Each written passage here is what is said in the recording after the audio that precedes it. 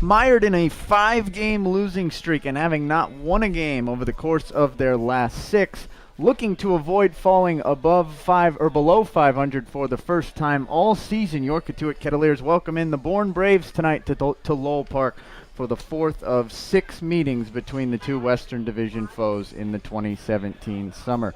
A very, very, very good Monday evening to you out there, wherever you may be tuning in from. This is the Cotuit Kettleers pregame show. Cotuit Kettleers baseball is live on the air on the Cotuit Kettleers video network, radio network, and on Comcast channel 99. My name is Matt Rigby. I'll be joined alongside my broadcast partner Will Greer as the pregame show trudges along before first pitch of game number 30 of the summer. That first pitch scheduled for about 19 minutes from now. So before that first pitch, we will go ahead and set the stage for tonight's matchup between Cotuit and Bourne. Bourne enters tonight first place overall in the Cape League's Western Division. They reclaimed that first place mark a couple of nights ago after Cotuit had a stranglehold on first place in the Western Division for about 2 weeks. Cotuit's been in first place most of the year, but the last week or so has not been too kind to the Kettleers as they've dropped to 14-14-1, just 29 points overall. And while they're just a half game behind these first place Bourne Braves,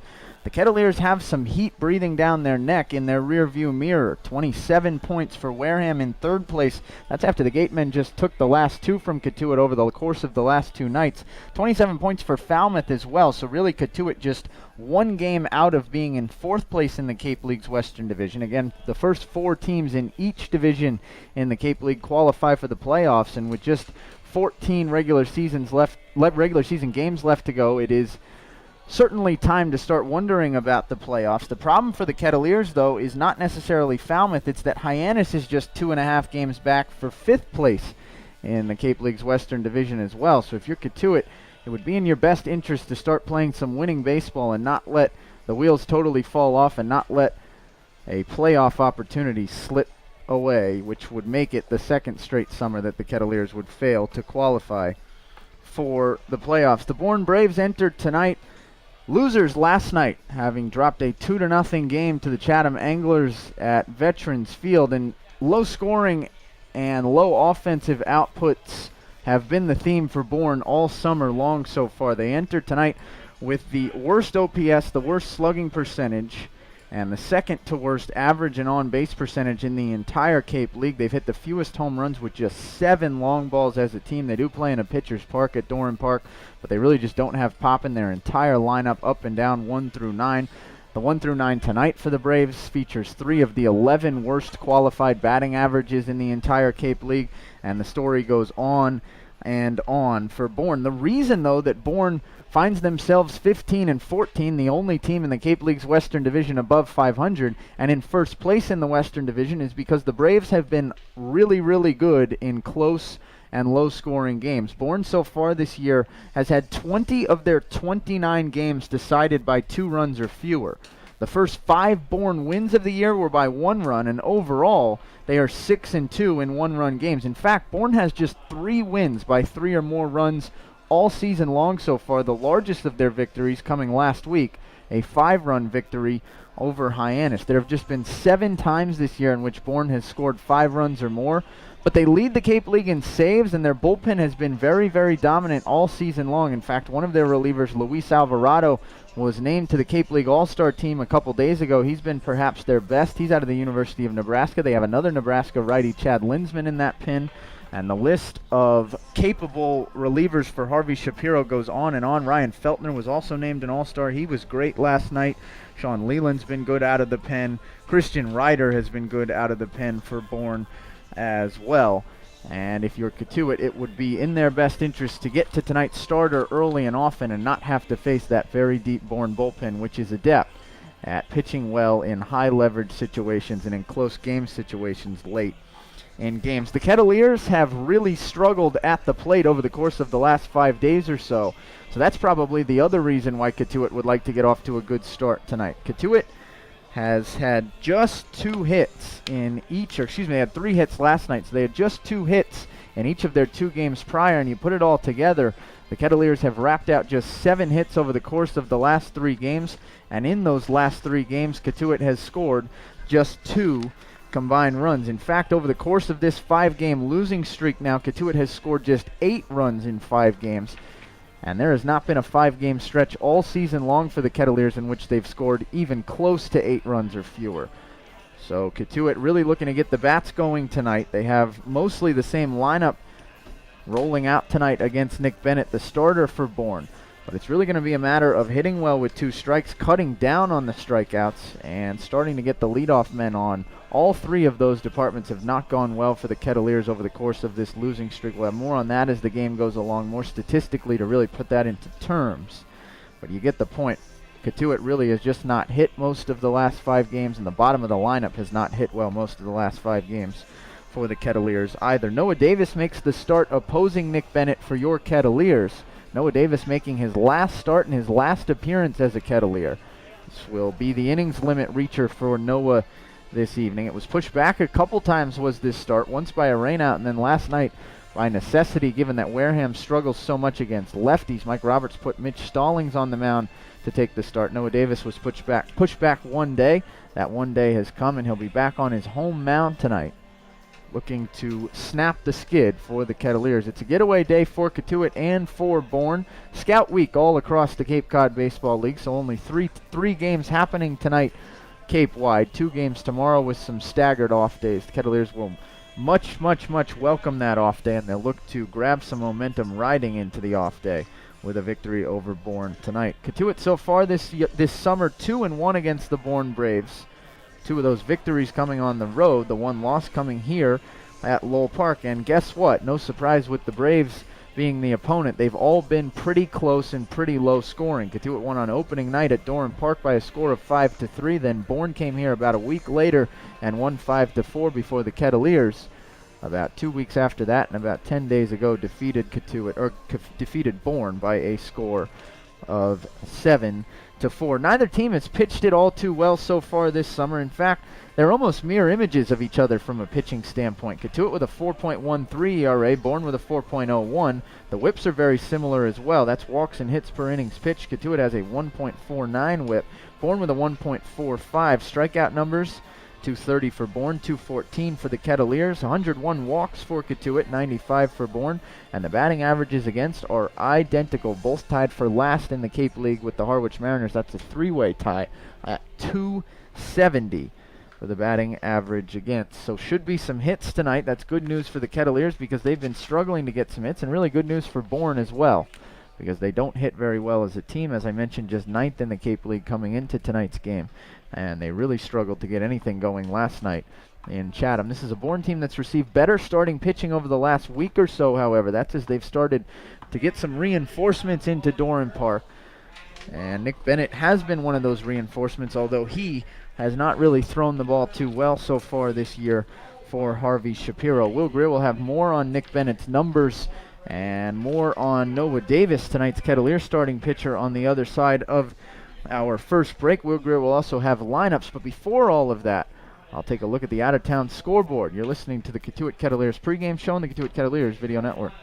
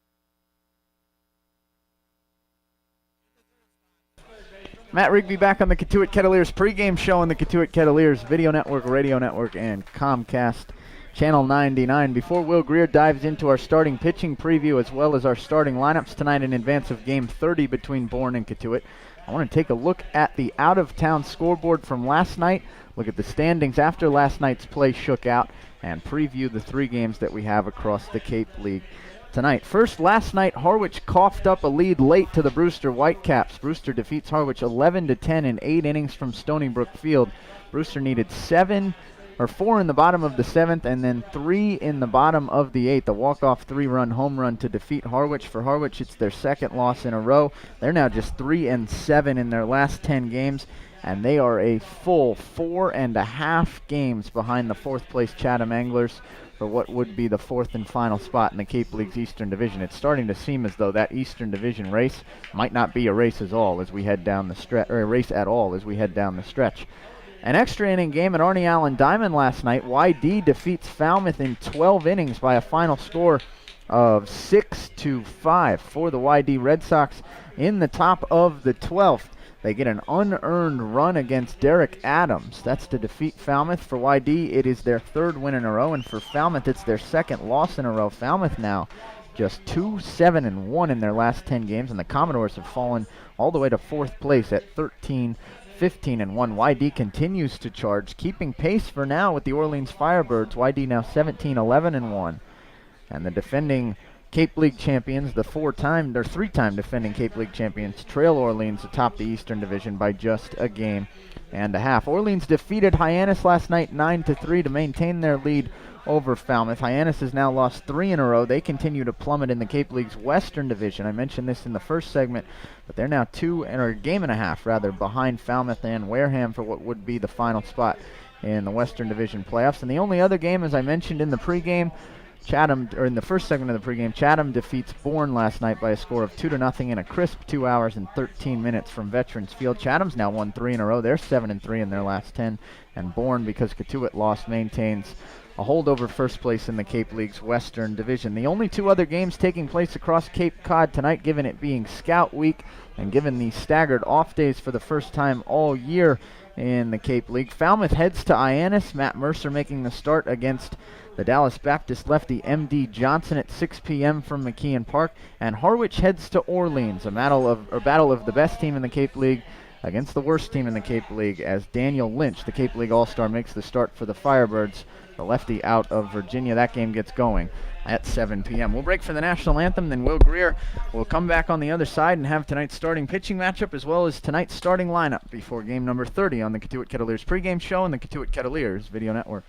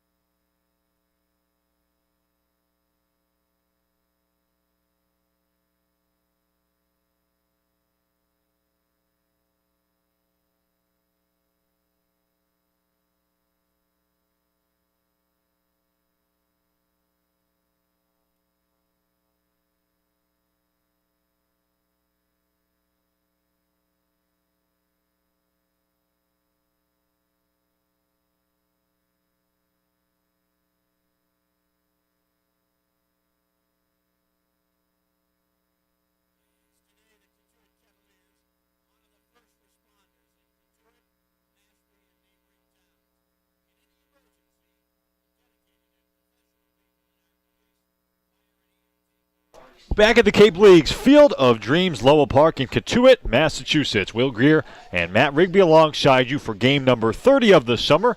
The national anthem has been successfully sung here at Lowell Park, and it's time to give you some more information on our starting pitching probables here in game number 30. We'll start with the first guy who's going to take the Lowell Park hill. That's Noah Davis. Wears number 33 on his back, the righty out of UC Santa Barbara, making what we're told his last start of the summer because of innings limits. So far for Noah, a 1-1 record, a 3 flat ERA in 3 starts, 4 total appearances, 12 innings, 18 hits allowed, 7 strikeouts. We last saw Noah Davis against these Bourne Braves back all the way on July 8th. He went 3 innings in that ball game out of the bullpen, gave up just 2 hits, struck out 1, and earned his first victory of the season. So the righty Davis going for Cotuit, the lefty Nick Bennett going for Bourne. Bennett, a highly touted southpaw, just finished up his freshman season at the University of Louisville. He's 6'4", 210 pounds. So far has an 0-1 record and a not-so-good 10.28 earned run average in 2 starts for the Bourne Braves. 14 hits allowed in 7 innings, just 4 strikeouts in 7 innings. But this guy, Nick Bennett, was the Sunday afternoon starter for a Louisville team that finished up 53-12 overall, and for a Louisville team that made it all the way to Omaha. So that should tell you a lot about the quality of arm that Nick Bennett is. Again, he just finished up his freshman season at Louisville, where he was the Sunday starter for the Cardinals, and he had a 3.18 ERA, a 5-1 record, just 59 hits allowed in 65 innings, and to go with those 65 innings, 61 strikeouts to just 13 walks. So he is the absolute definition of a crafty lefty, a guy that was sought out highly by Vanderbilt, North Carolina, Ole Miss, Kentucky, TCU. This guy's the real deal. He was certainly recruited by all the national powers in college baseball, opted to go to Louisville, and so far, again, hasn't been good on the Cape, but making start number 3. We'll see what Nick Bennett has in store for a struggling Cotuit offense in game number 30 of the season. Starting lineups now is Noah Davis out to the first base side of the rubber, beginning his warm-up tosses for Cotuit. Grant Witherspoon, Grant Williams, and Scott Schreiber bat 1, 2, and 3 for Harvey Shapiro. Witherspoon in right, Williams at second, and Schreiber, the outfielder, at first today. Lyle Lynn, the Arizona State catcher, bats 4th. Richie Palacios, the Towson Tiger, bats 5th. He'll do the DHing. Jamison Hanna, the left fielder, bats 6th out of Dallas Baptist. Andrew Freejay bats 7th. He'll play 3rd. Tyler Fitzgerald out of Louisville will bat 8th and play shortstop. And Andy Atwood, a guy who was featured on SportsCenter's top 10 plays just last night for a phenomenal catch. He bats 9th and plays center field for the Bourne Braves. For Cotuit, the starting 9 looks very similar to what we saw last night, with one really big change. Griffin Conine bats 1st and plays right. Grayson Ginista bats 2nd and plays center field. John Cresto into the starting lineup for the first time since July 5th. He'll play 3rd base and bat 3rd. Michael Tolia, the cleanup man, plays 1st base today. Gian Martellini back in the lineup after a couple nights off. He bats 5th and will do the catching. Miles Lewis also back in the lineup. He bats 6th and will do the DHing for Mike Roberts. Brett Kinnaman bats 7th. He'll play left. Zach Cohn, after being in the 2-hole last night, will bat 8th.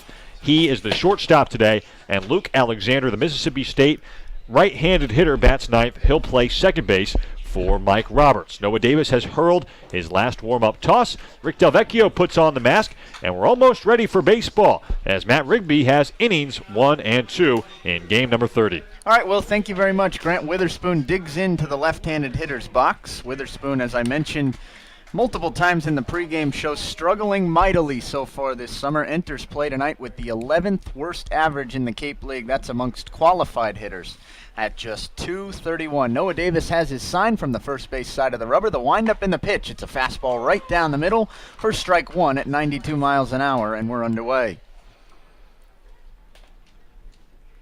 Davis being caught tonight by Gian Martellini. Martellini gives him the sign, working quickly. The 0-1 pitch misses just inside, says home plate umpire Rick Delvecchio, and it's 1-1. Delvecchio with balls and strikes tonight.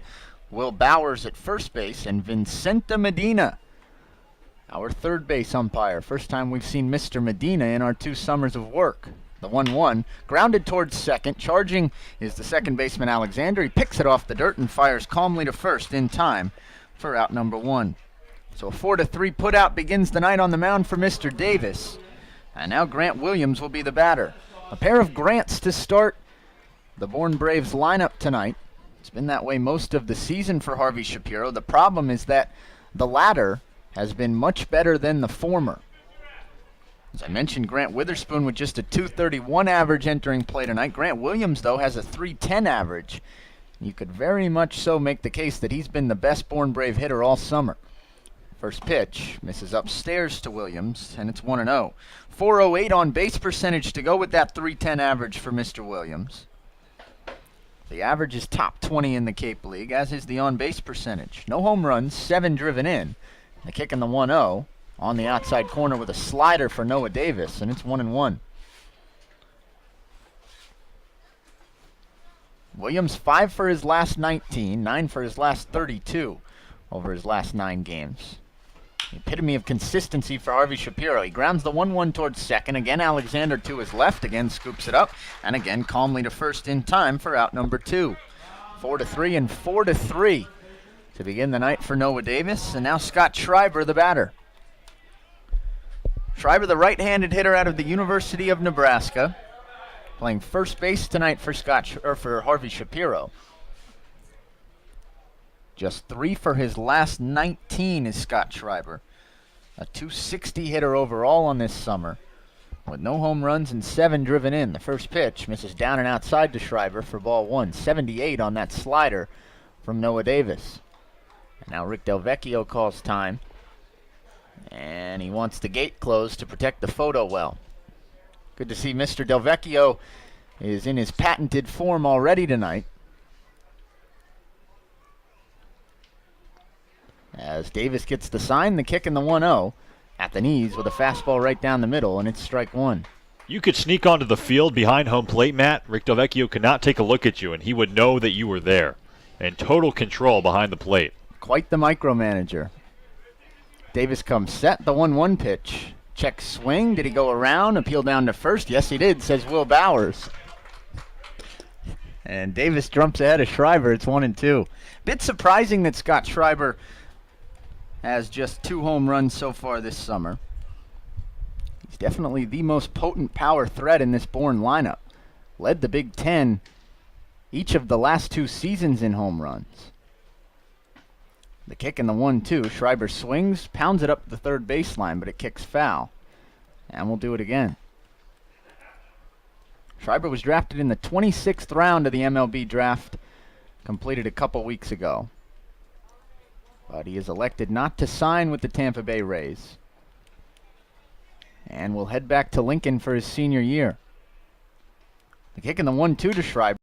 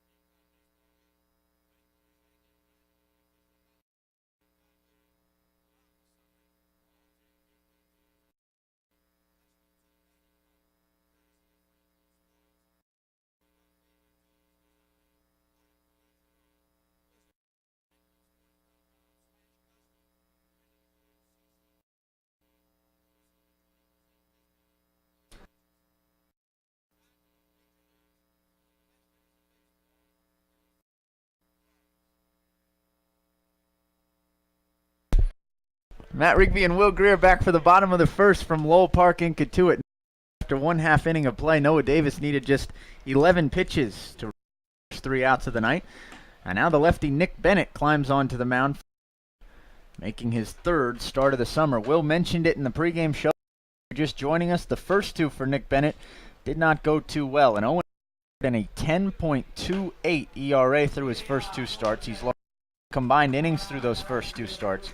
4 strikeouts, 1 walk, but he's around to the tune of 14 hits.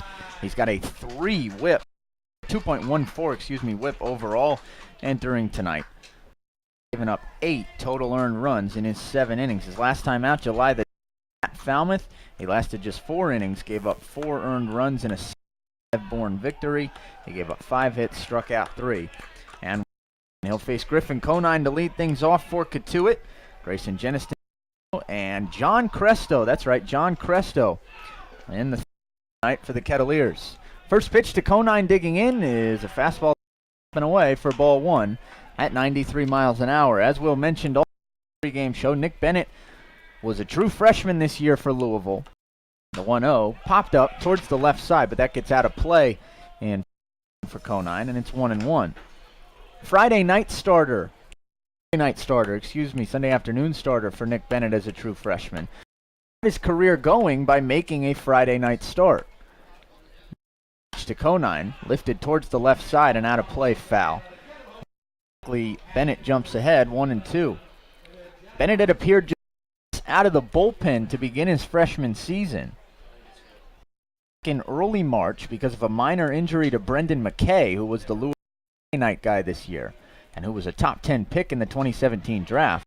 Who bounces into Conine. He lays off, and it's 2-2. Anyway, prior to that, because of that injury, Nick Bennett was pressed into a Friday night, and he led Louisville to a 13-0 win over East and never left the weekend rotation from there on.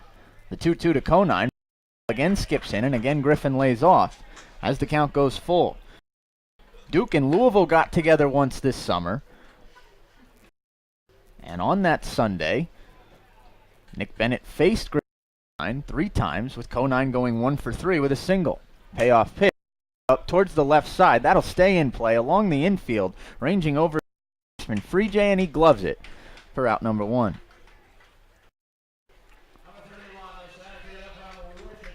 So that'll bring up Grayson Jenista now.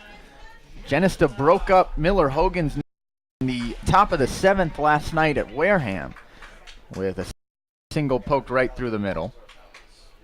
Grayson's now reached his last 8 games. He's got a base hit in 7 of the 8. And those 8 games constitute the only 8 that Grayson has played since returning. She's been a hot hitter. The Cape League All-Star watches a first pitch miss down for ball 1. Missed a .227 hitter against left-handed pitchers so far this summer. So the 1-0 misses down and away as well. 90 miles an hour on that fastball from Bennett. And quickly Jenista ahead 2-0. This is a Kettleers team as a whole that hasn't fared too well against left-handed so far this season, as the 2-0 clips the outside corner for strike. And the count goes to 2-1. Hitting just .218 entering tonight's game against left-handed pitching, 58 against righties. The kick in the 2-1 that floats outside for ball 3. Again 90 miles an hour, and again a fastball from as Jenista finds himself in a hitter's count. Grayson's shown a good eye all year. 12.404 on base percentage. The 3-1 pitch, he swings and misses. Corner fastball. And now the count runs full to the second straight hitter to be for Nick Bennett as it's 3-2. Jenista with 1 home run, 8 runs driven in, and strikeouts to go with those 12 walks. He awaits the pitch from Bennett, and he pops it up into straightaway center. Now backing up shortstop Fitzgerald. He gives way to his second baseman Williams, who makes the catch in field for out number 2. So a P5 and a P4 rather start the night on the mound. And that'll bring up John Cresto with 2 away. Clear.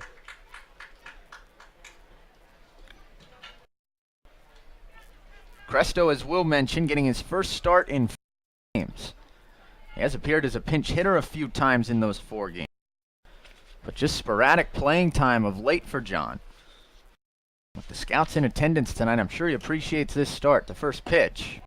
Stairs to Cresto for ball 1. It's a tough spot for John to be in. I think he's been pressing a bit the last couple weeks when he does get playing time.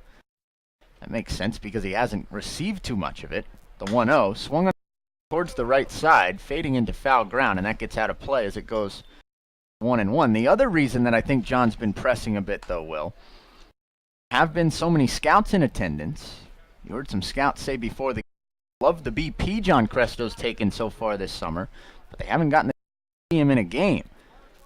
Here's their chance, and if you're John Cresto, you have more that it might just be a spot start, not try to do too much, to put good swings on it and show those scouts what you have. The 1-1, big swing and a miss up, and it goes to 1-2. It's been the problem for John so far this season. That's why he's fallen out of favor a bit with Mike Roberts. Swings in quite a bit. Enters play tonight still with the second most strikeouts in the Cape League, sitting the last 4 games at 33. The 1-2 pitch on and miss make it 34 as Lyle Lynn applies the tag. Down and in there got Cresto fishing, and the side is retired. 1-2-3 for each of tonight's starter. We'll move to the second. Still no score on the Video Network.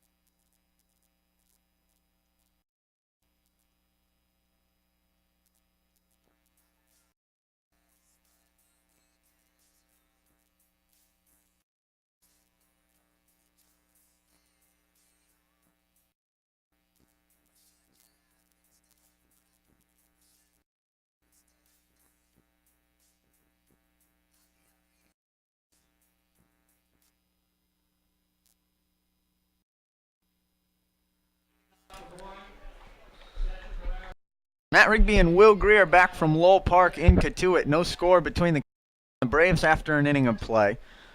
No base runners for either team of play either. And Lyle Lynn, the cleanup hitter for Harvey, leads things off for Bourne in the top of the second. Lynn, Palacios, and Hanna 6-3 do up. A righty and then a pair of lefties against the righty Davis. Pitch to Lynn. Misses downstairs and perhaps a bit outside, says home plate Del Vecchio. As the count goes to 1-0, Lyle Lynn enters tonight a 3 hitter, no home runs, 12 driven in.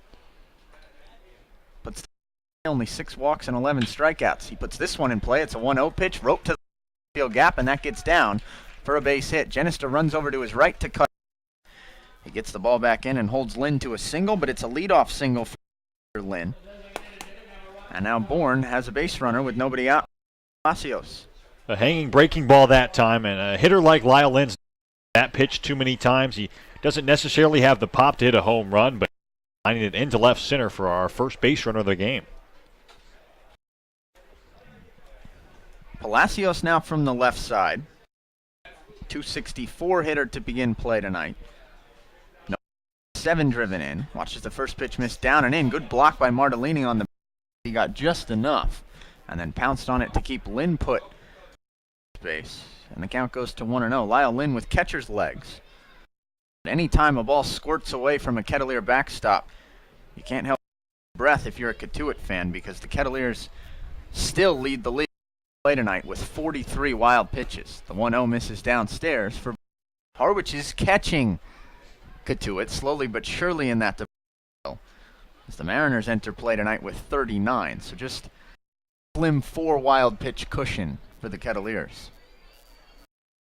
Just to contrast that, though, Bourne enters tonight with only 19 wild pitches. Huge difference. The 2-0 at the belt and on the outside for strike one. Palacios, the designated hitter tonight for Harvey Shapiro. Towson, one of the best base stealers in all of college, but hasn't gotten much of a chance to do so this summer. Hasn't been on base enough. The 2 swing and a miss for strike two. Noah Davis pulled the string there, up, running into the left-handed hitter at 83 miles an hour.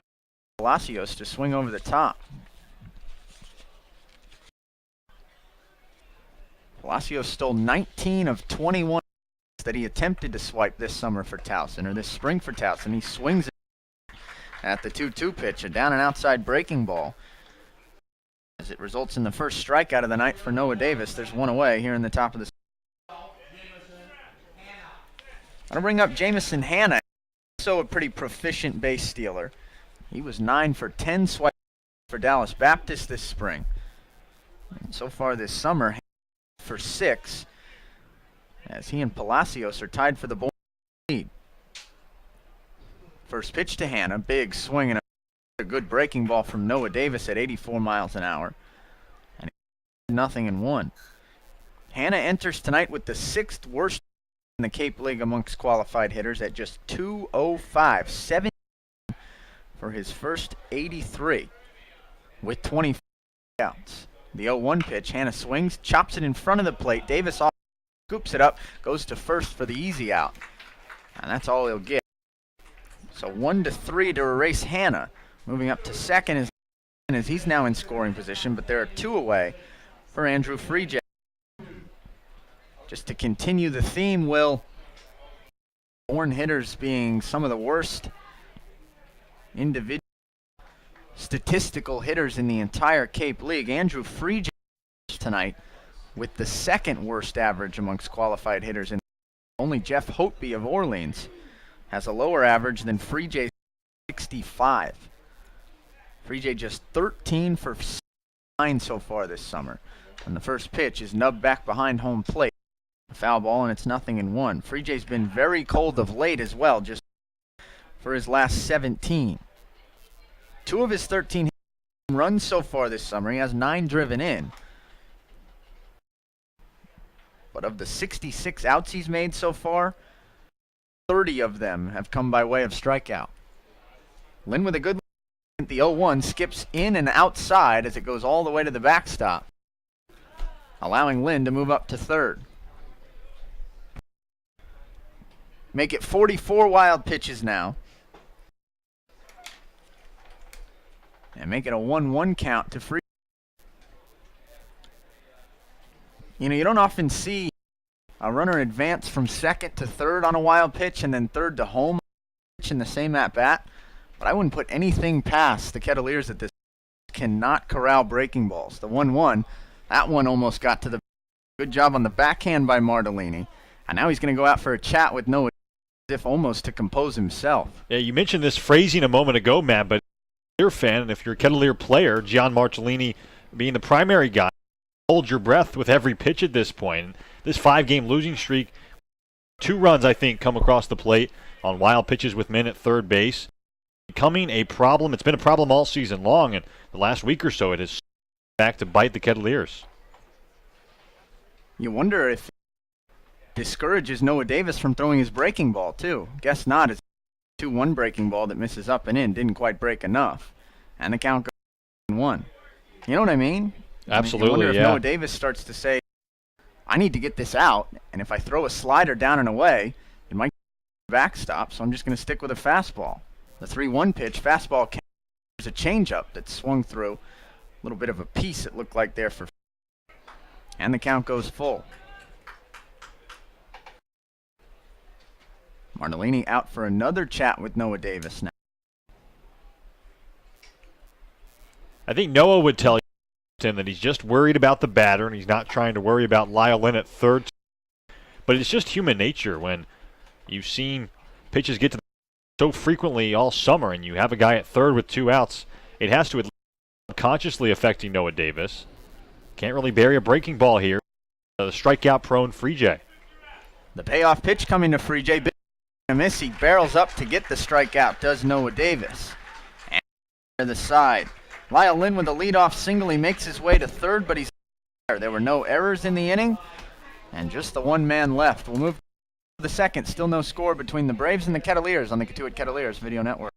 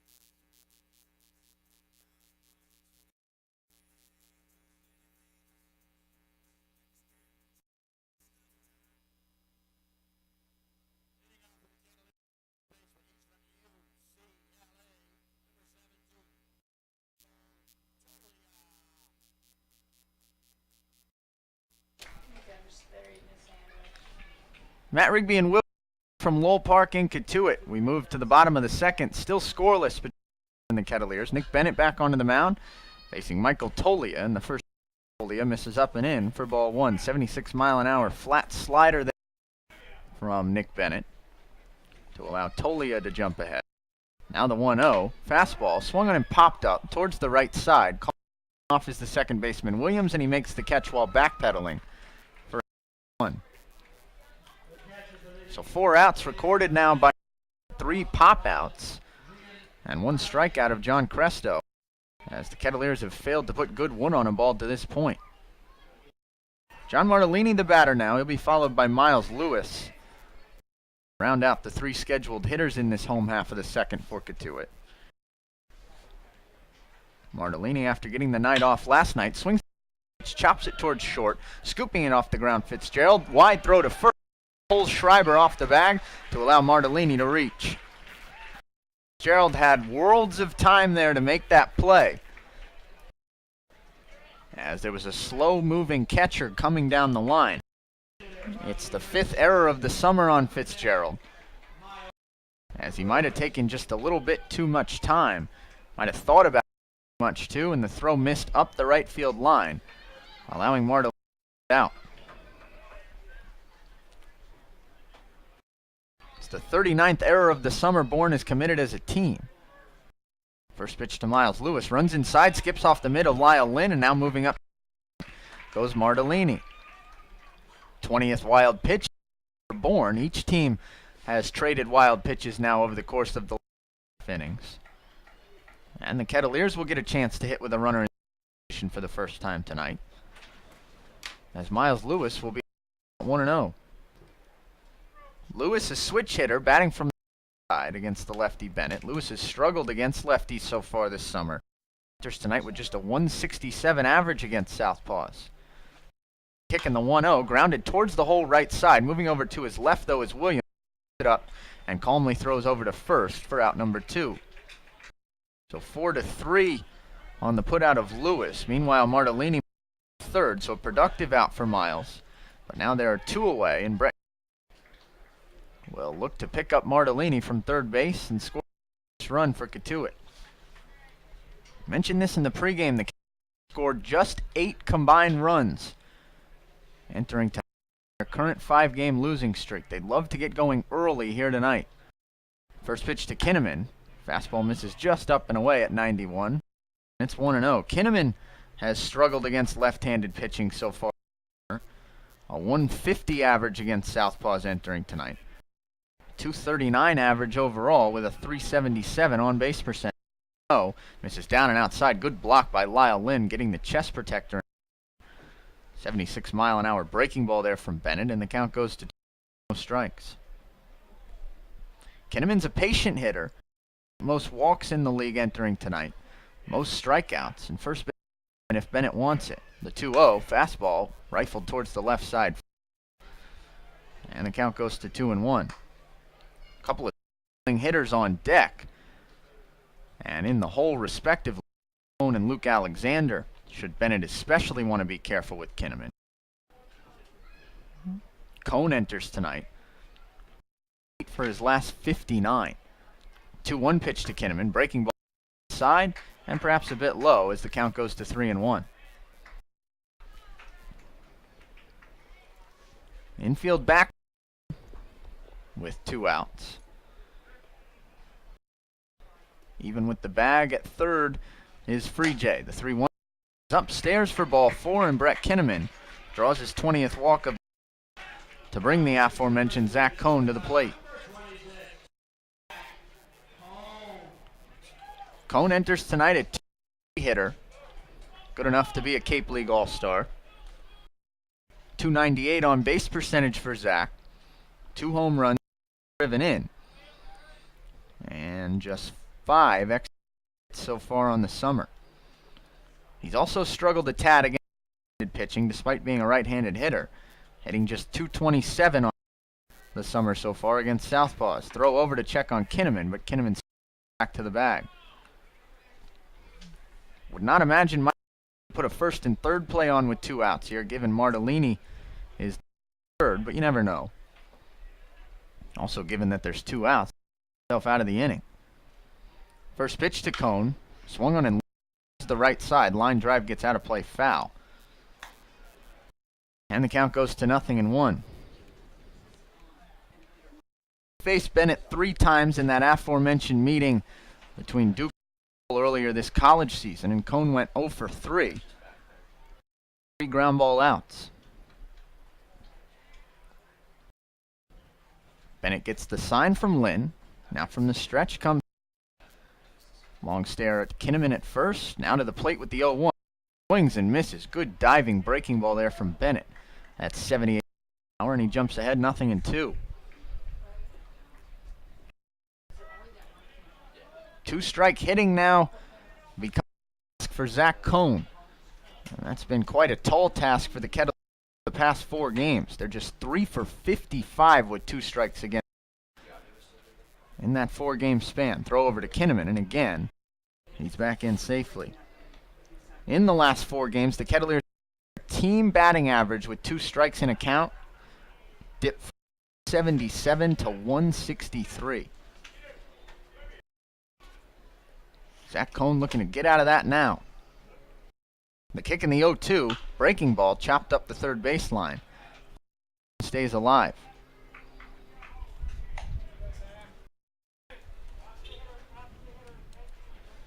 Two away, corners, no score, bottom of the second from Cotuit. Zach Cone in an 0. Looking to drive in Martellini from third. Kinnaman first. There's a big hole on the right side for Cone, who likes to go the other way.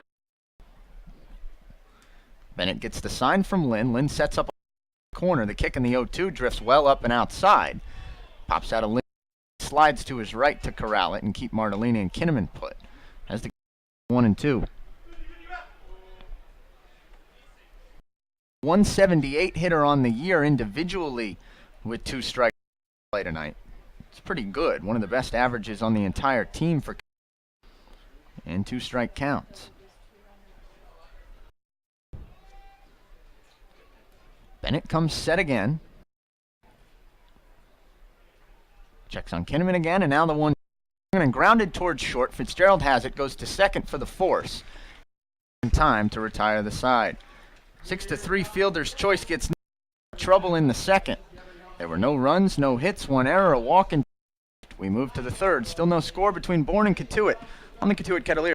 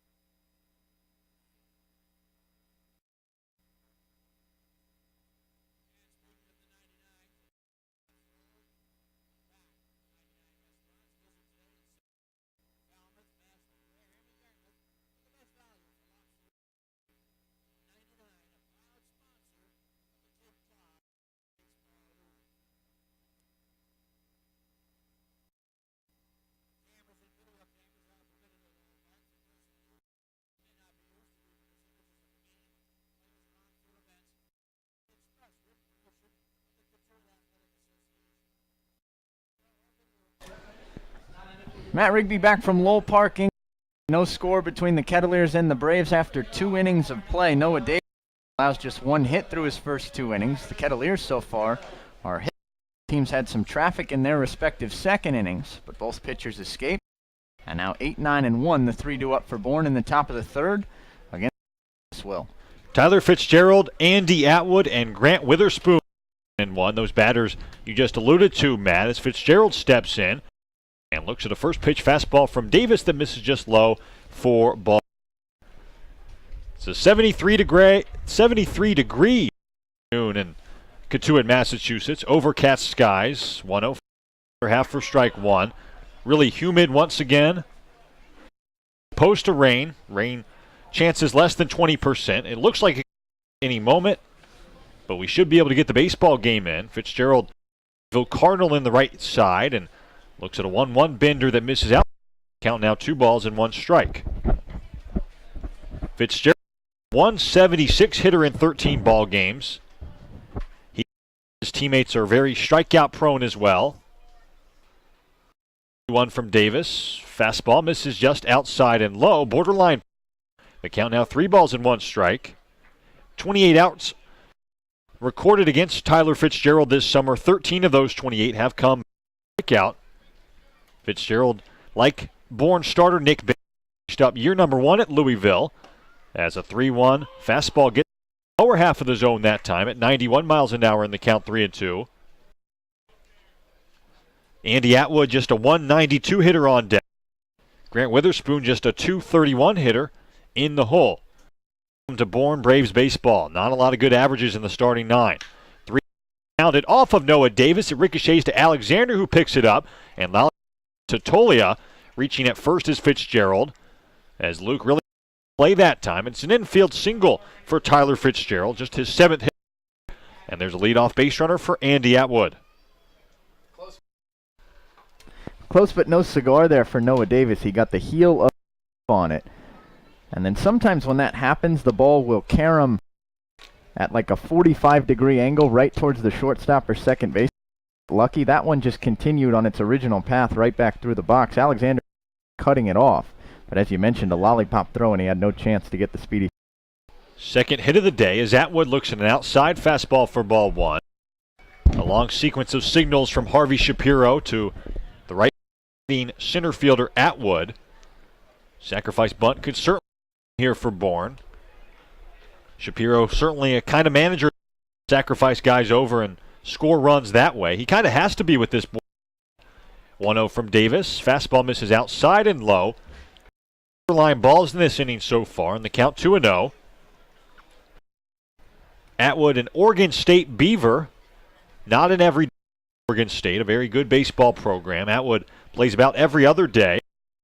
He's just a 192 hitter in 11 ball games so far for Bourne. 2-0 from Davis. Fastball misses high, and the count now 3 balls and strikes. Mentioned this in the pregame show. On SportsCenter's top 10 plays last night for a catch he made left center at Chatham's Veterans Field. He robbed a home run of Shea Leonard, and he went over the fence in the process. Good glove, not so good yet, but a 3-0 fastball skips into the mitt of Gian Martellini. Very easy to take ball 4, and the first 2 batters here in the third, both sub-200 hitters, have reached against Noah Davis. Nobody out for Grant Witherspoon. You and I both saw the play, Will, because Chatham videotapes their games at home, and they had a pretty good angle of Atwood flipping over the wall, and he really did a full cartwheel over that center field wall at Veterans Field, and it is absolutely worth the watch. All it takes is a YouTube search. You can either search the Bourne show called Tomahawk Talk, or you can search Chatham's video, and I recommend that you do that because it is quite worth viewing last night. Witherspoon looks at a first pitch ball downstairs as Mike Roberts out of the dugout. Looks like he is to walk out to Noah Davis. Looks like Mike didn't make up his mind before he about 5 feet away from the dugout, but now he's heading out. Nobody warming in the Cotuit. This is going to be an entire infield kind of meeting on the mounds.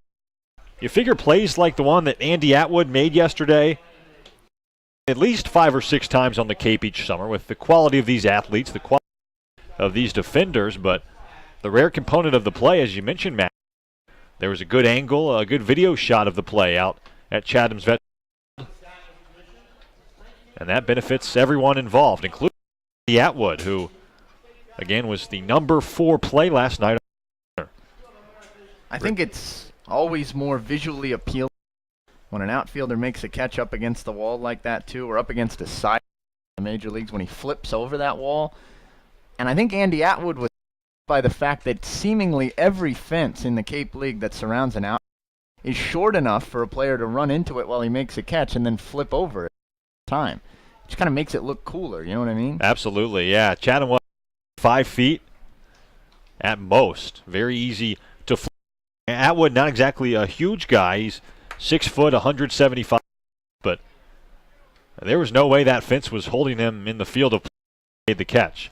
Witherspoon from the left side, ahead in the count, 1-0.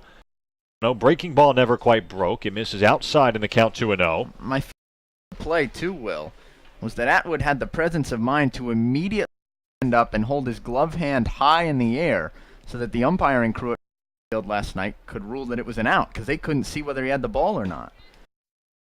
2-0 gets the outer half. The count now 2-1. That or he pulled tricks on everyone, and when he was on the ground, he just threw it back into his mitt, hit it above the air. We'll never know.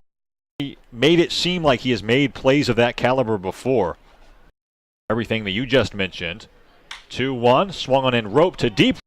Ginnister races back, still races back, and that ball is the wall. Scoring from second is Fitzgerald. Atwood held it third. It's an RBI double for Grant Witherspoon. The base runners had to hold up. Ginnister could not catch that baseball, and that's the reason why just one run. But Bourne has broken the seal in their half of the third. Again, the RBI for Witherspoon, and it's 1-0 Braves. It's the 12th RBI of the summer for Grant Witherspoon. He gave that one a deep right center. Thought it might have gotten out of here, Matt. It looks like he home run by 5 or 6 feet, and Grant Williams now the batter. But the ball seems to be carrying off the bat to straightaway right center so far tonight. First pitch, breaking ball over at the knee, strike one. Scott Schreiber back in the first to end that first inning for what to me looked like a lazy fly ball off the bat, all the way to the warning right, and Witherspoon's ball there just kept traveling to right center before against the wall. Infield in for Cotuit as the 0-1 is skied out of left field line. Completely agree with you. The Schreiber example, the one for me as well, it did look like a pop-up, maybe even along the carried to pretty deep right field. This Bourne team doesn't necessarily have a lot of pop, but on a day like today, they're probably going to be more powerful than they really are. Nobody out, 2 in scoring position as an 0-2 breaking ball misses down and inside for ball 1. Fitzgerald scored. Atwood at third. Witherspoon. Go ahead, Matt. Would you say Bourne plays in the most pitcher-friendly park in the whole? It's either Bourne or Harwich, I think, for sure. 1-2 from Davis. Break, check, swing, and Grant Williams did offer. Marcellini now checks on the runner at Totolia at first to complete the play. One away, and will be the batter. But to that point, I don't think that park being a pitcher's park is the reason why this Bourne team does not hit home runs as you might think a Cape League team should. They're just not built to do that. Schreiber, the batter right now, really the only of note in this Bourne starting 9. It's not the kind of baseball that Harper likes to play. He almost prefers the speedy singles guy, run guy. Schreiber from the right side looks at a first pitch fastball half for strike 1. Scott 0 for 1 with that really deep fly out to Griffin Conine back in the first. 1-0 here in the third. Again, 2 still in scoring position for Bourne. The in for Cotuit. As Schreiber, the biggest power threat in the lineup, swings it an 0-1 and bounces it foul up the third baseline. It's quickly. And to further bolster that point, Will, this is who Bourne's been for years now. The Braves were last in the Cape League in home runs in 2016. They were the only team that didn't get to double digits. They had just 8. Just 7 this summer for Harvey Shapiro's Braves. Schreiber, the guy that has 2 of those 7. 0-2 from Davis. Breaking ball over toward the Bourne dugout, and it remains 0-2. Schreiber tied with Andrew Friedje, the 7-hitter for the team lead in home runs.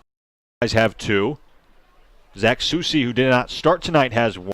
Grant Witherspoon has 1. And as far as active guys, 0-2 breaking ball, nicely blocked by the count 1-2. It's one of those plays, Matt, we've talked about it over this summer, but the crowd will not react for that block from Martellini. It says a word, but it's the kind of block that probably deserves some sort of applause. Holds Andy Atwood at third base. Grant Witherspoon, 1-0 score. 1 out in the third. 2 from Davis. Fastball, swing and a miss, strike 3. The radar is 99 miles an hour. I don't know about that, but Davis did blow Schreiber, and there are 2 away now for Lyle Len. If the 99 accurate, Will, then Noah Davis just spiked his velocity about 6 more per hour than we've seen on a pitch he's thrown all summer long. Perhaps Noah has that in the Schreiber. Looked absolutely overmatched on that high heater there from Noah. Schreiber looked a bit surprised, too, as he walked back to the dugout, so you never know. Maybe it was 99, though. But the larger takeaway for Noah Davis is that 2 strikeouts in a row when he's absolutely needed them. Lyle Len calls too pleased with the amount of time that Noah was taking. Reaction, Matt, maybe this is glass half empty, but is that the radar reader behind home plate might have gotten some of the big swing from Scott Schreiber. Though, maybe Davis can touch 99. First pitch to Len, grounded to the left. Zach Cohn picks it up and throws across the diamond in time for 3. That ground ball going right between the legs of Grant Witherspoon. Judgment, nice focus from Cohn, and we're through 2.5 now. One on 2 hits, but they strand 2 in scoring position. Heading to the home half of the it's 1-0 Bourne on the Cotuit Kettleers Video Network.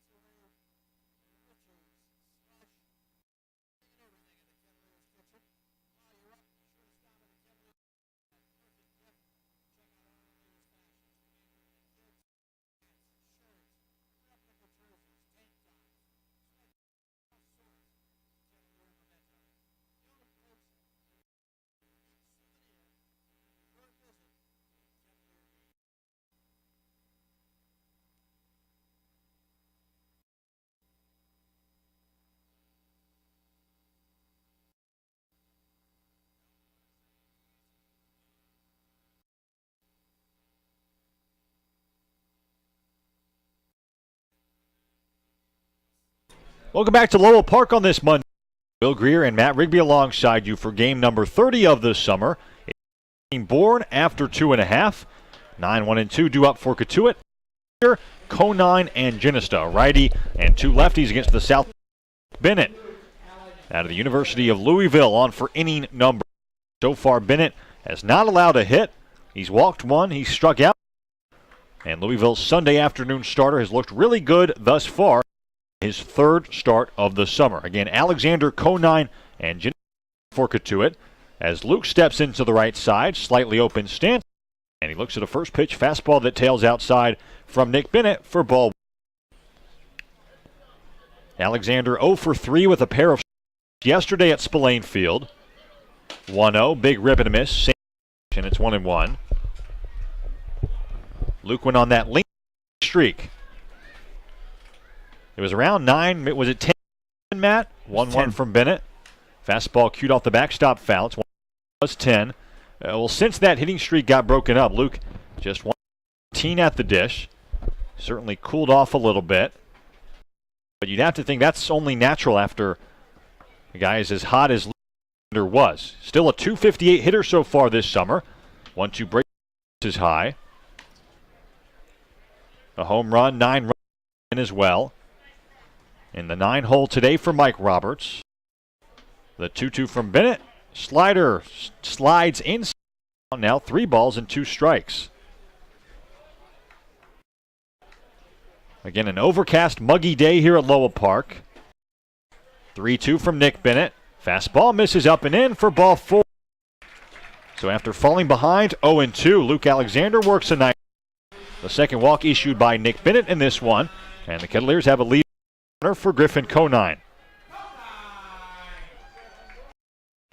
Cotuit has scored just 1 run in their last 25 innings, running back over the last couple games, and Griffin Conine responsible for the run.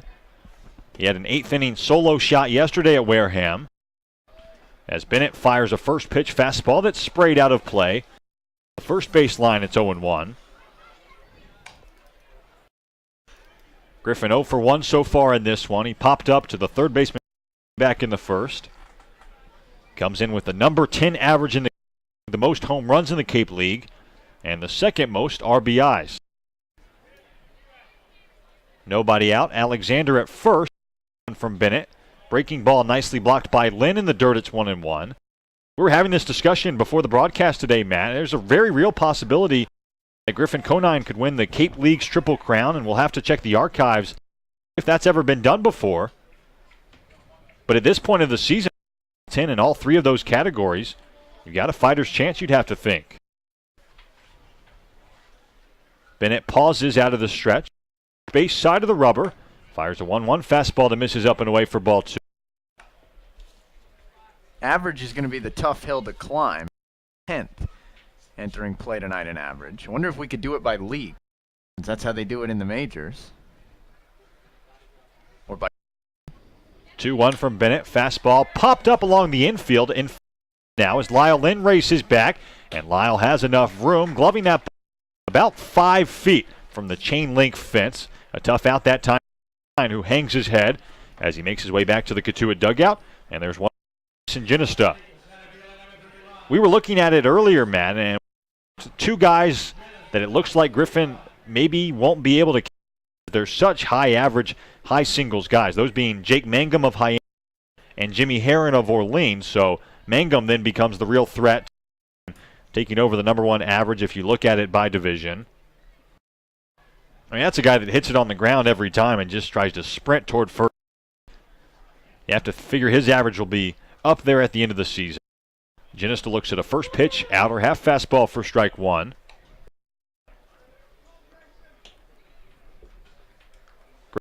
1 so far in this one. He popped up to the second baseman Grant Williams back first. Comes in the league's number 14 hitter at a .314 clip. 0-1 breaking ball. Ginesta rockets it into right field. Alexander will hold up at first. That time for Ginesta. It's the first single for the Kettleers in this ball game. There are 2 on, just 1 out in the third for John Cresto. It's a really nice by Ginesta there, Will. Waits on a breaking ball from a lefty. Lefty-lefty matchup. He just kept the front hip in and tried to serve that ball into right, which would have been really hard to do against a breaking ball. Ginesta just pulled it through the hole. He knew he had a big hole on the right, with the first baseman Schreiber holding Alexander on, and it scored shallow right as the Kettleers now have 2 on with 1 out, and John Cresto looking to tie. Cresto 0 for 1 with the strikeout thus far. The right side, and swings through a good first pitch breaking ball. 1. This John's first start since July 11th. Just his second start at third base since all the way back 30th. Comes in the league's number 23 hitter, but not in consistent playing time as Bennett steps off. 3 home runs, 15 runs driven in for the Santa Clara Broncs. 2 on, just 1 out as Bennett fires a fastball that misses low. The count now 1-1. Getting a Mixler page, Matt. R. Rose, listening from the great state of Georgia, says that their good friends from Mississippi has a grandson on the Cotuit, son Thomas Dillard, and R. Rose wants to know if Dillard is in the. He is not today, but could certainly pinch hit later in the ball game. To wait and see. 1-1 from Bennett. Good curveball swung through by. The count now 1-2. Strikeouts have been the issue for John Cresto. 34 of those, which are still second most in the league. Despite he has not played every day the last couple weeks or so. trying to put the ball in play here. 2 on, 1-0 score here in the third. Bennett pauses, now fires. Breaking ball, swung through, strike 3. 76 an hour. Nick Bennett buries the breaking pitch. A lot of depth, a lot of breaking pitch. And there are 2 away now for Michael Tolia.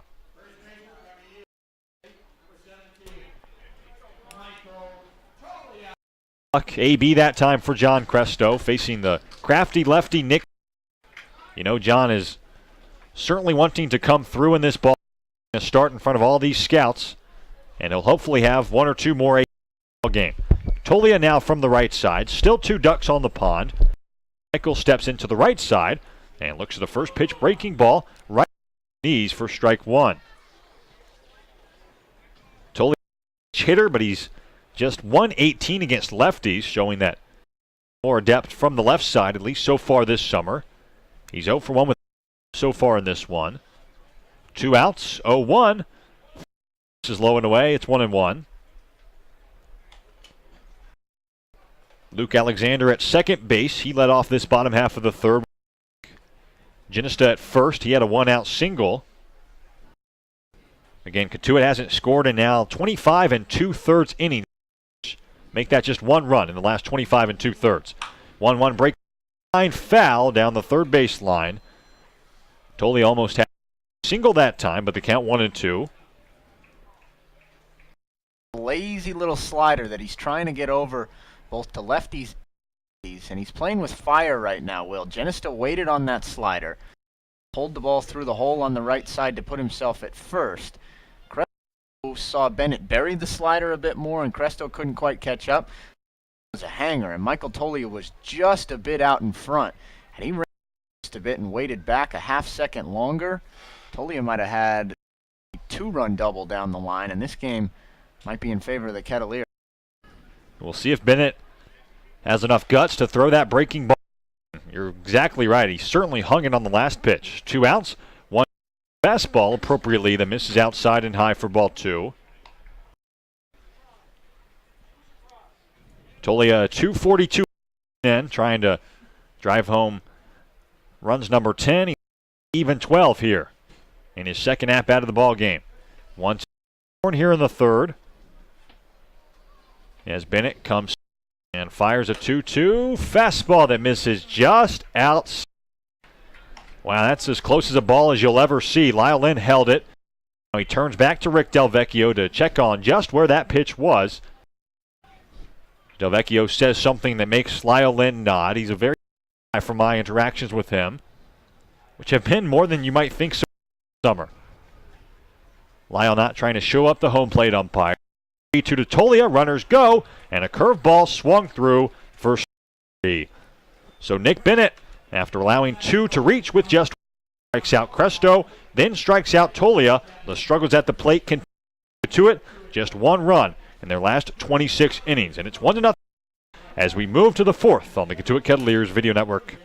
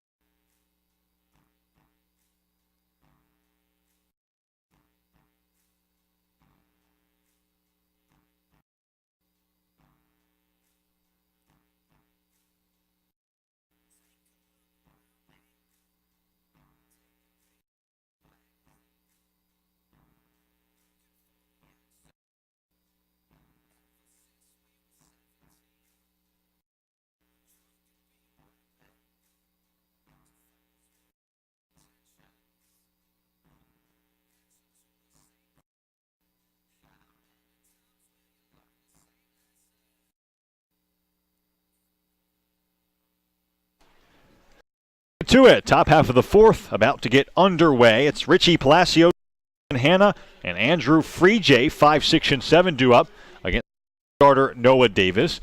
1-0 Bourne as we move to the fourth. Will Greer, Matt Rigby alongside you. We're getting another question on our Mixler page to housekeeping before this fourth inning gets going. R. Rose, how do you get the video?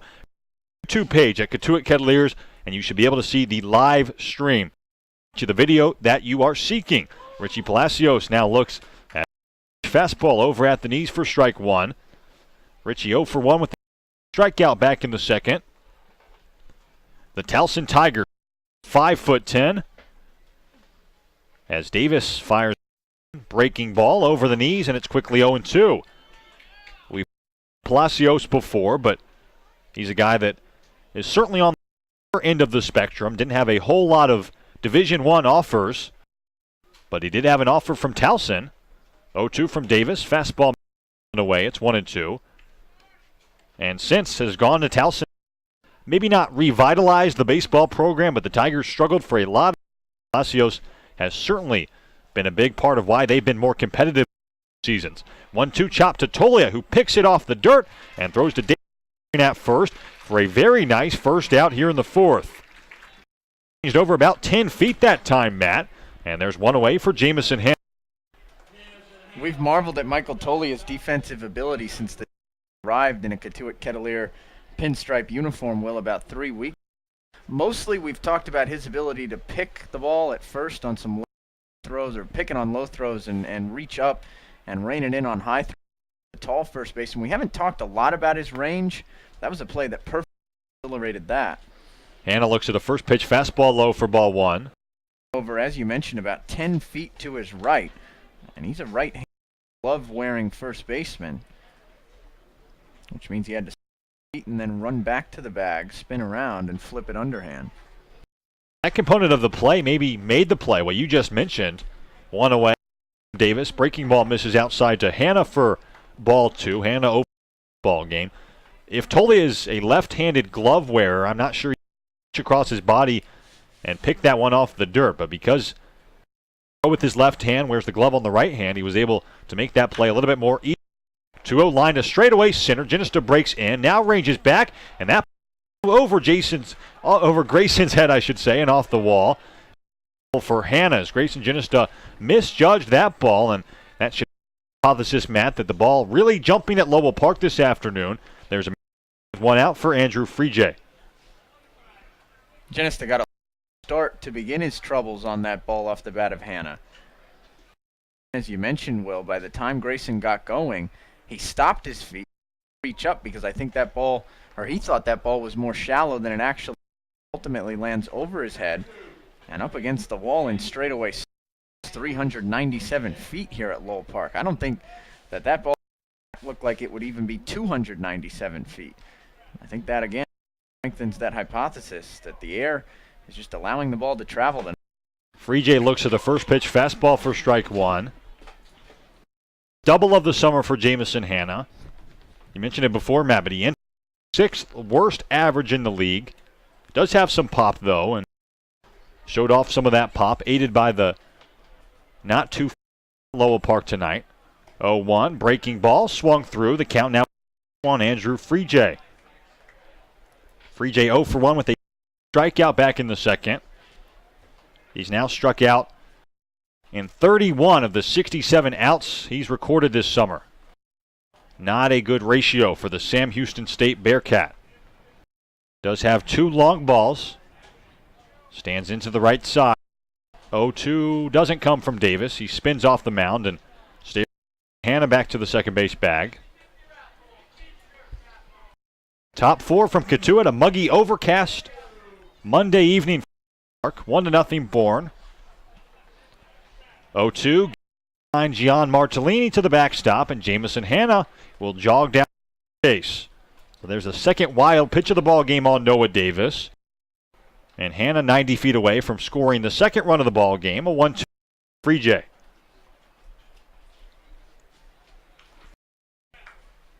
It's wild pitch number 45 of the summer for as the infield comes in for Mike Roberts. With out in the fourth and runner at third. 1 run on 4 hits for runs, 1 hit for Cotuit. Davis comes set. Kick 1-2. Breaking ball. Swung through. Strike 3. For 2 with a pair of punch outs and make it 4 strikeouts now with the UC Santa Barbara Gaucho Noah Davis. There's 2 away for Fitzgerald.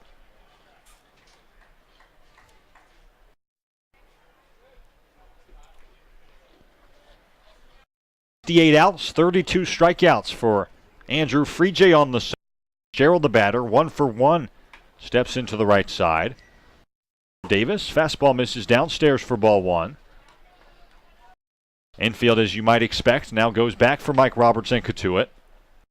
Outs here in the 4th.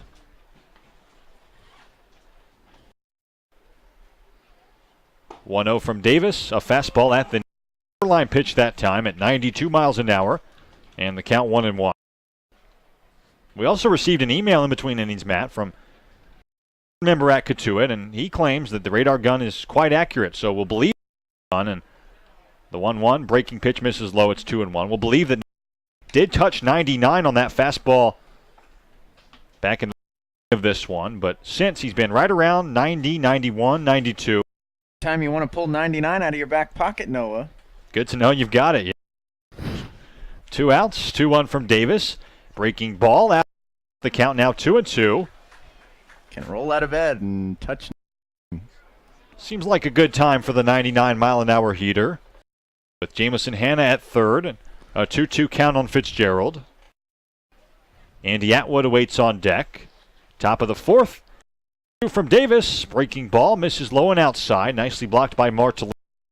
And the count now full on the Bourne 8-hitter Fitzgerald. We're going to say seems like a good time for the 99 restaurant. Bad time for the 99 restaurant. 1-0 score. Top 4. 3-2 from fastball at 92 miles an hour. Sprayed out of play. On the right field line.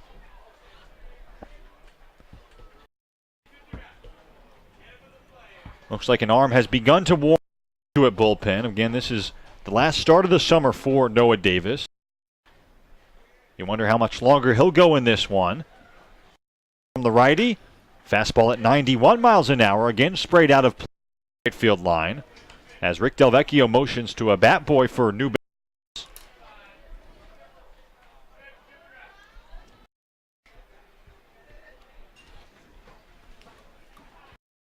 Braves got a run in their half of the 3rd. An RBI double. Side off the bat of Grant Witherspoon. 3-2 from Davis. Ball chopped high down the third baseline. Cresto gathers and throws to first for the 3rd out here in the 4th. Bourne gets a 1-out, but they strand Jamison Hanna at third base, and we're through 3.5. Park. It's 1-0 Bourne on the Cotuit Kettleers Video Network.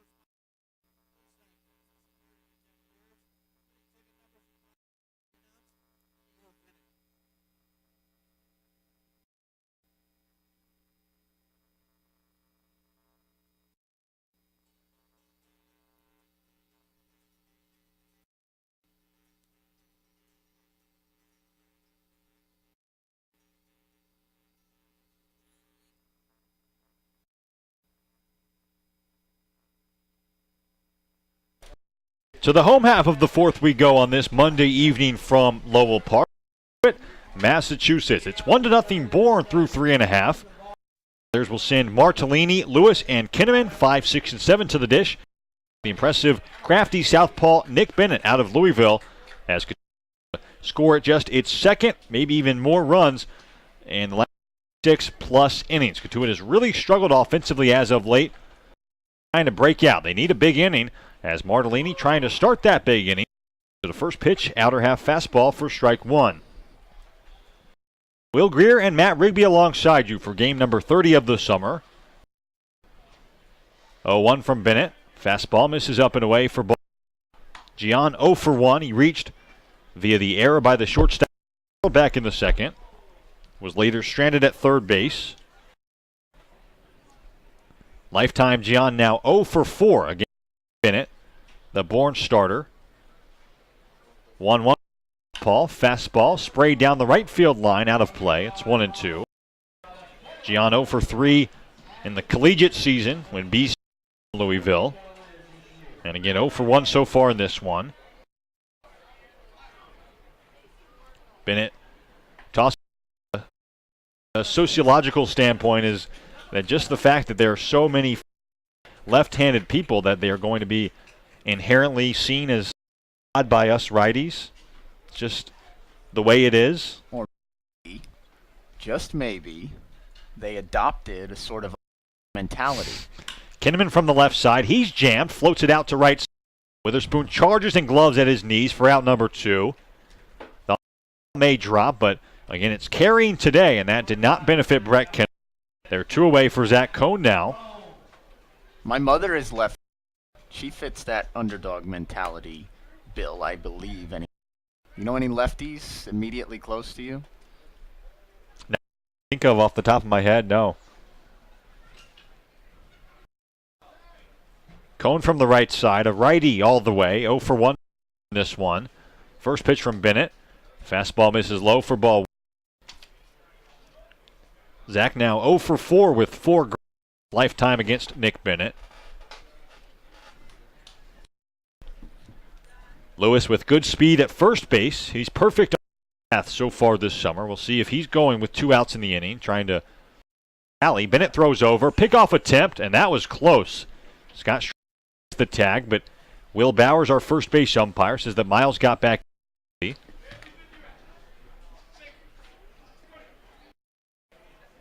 Bennett comes set again from the first base side of the rubber. Stares into his catcher, Lyle Len. 1-0 count on. 2 outs in the fourth.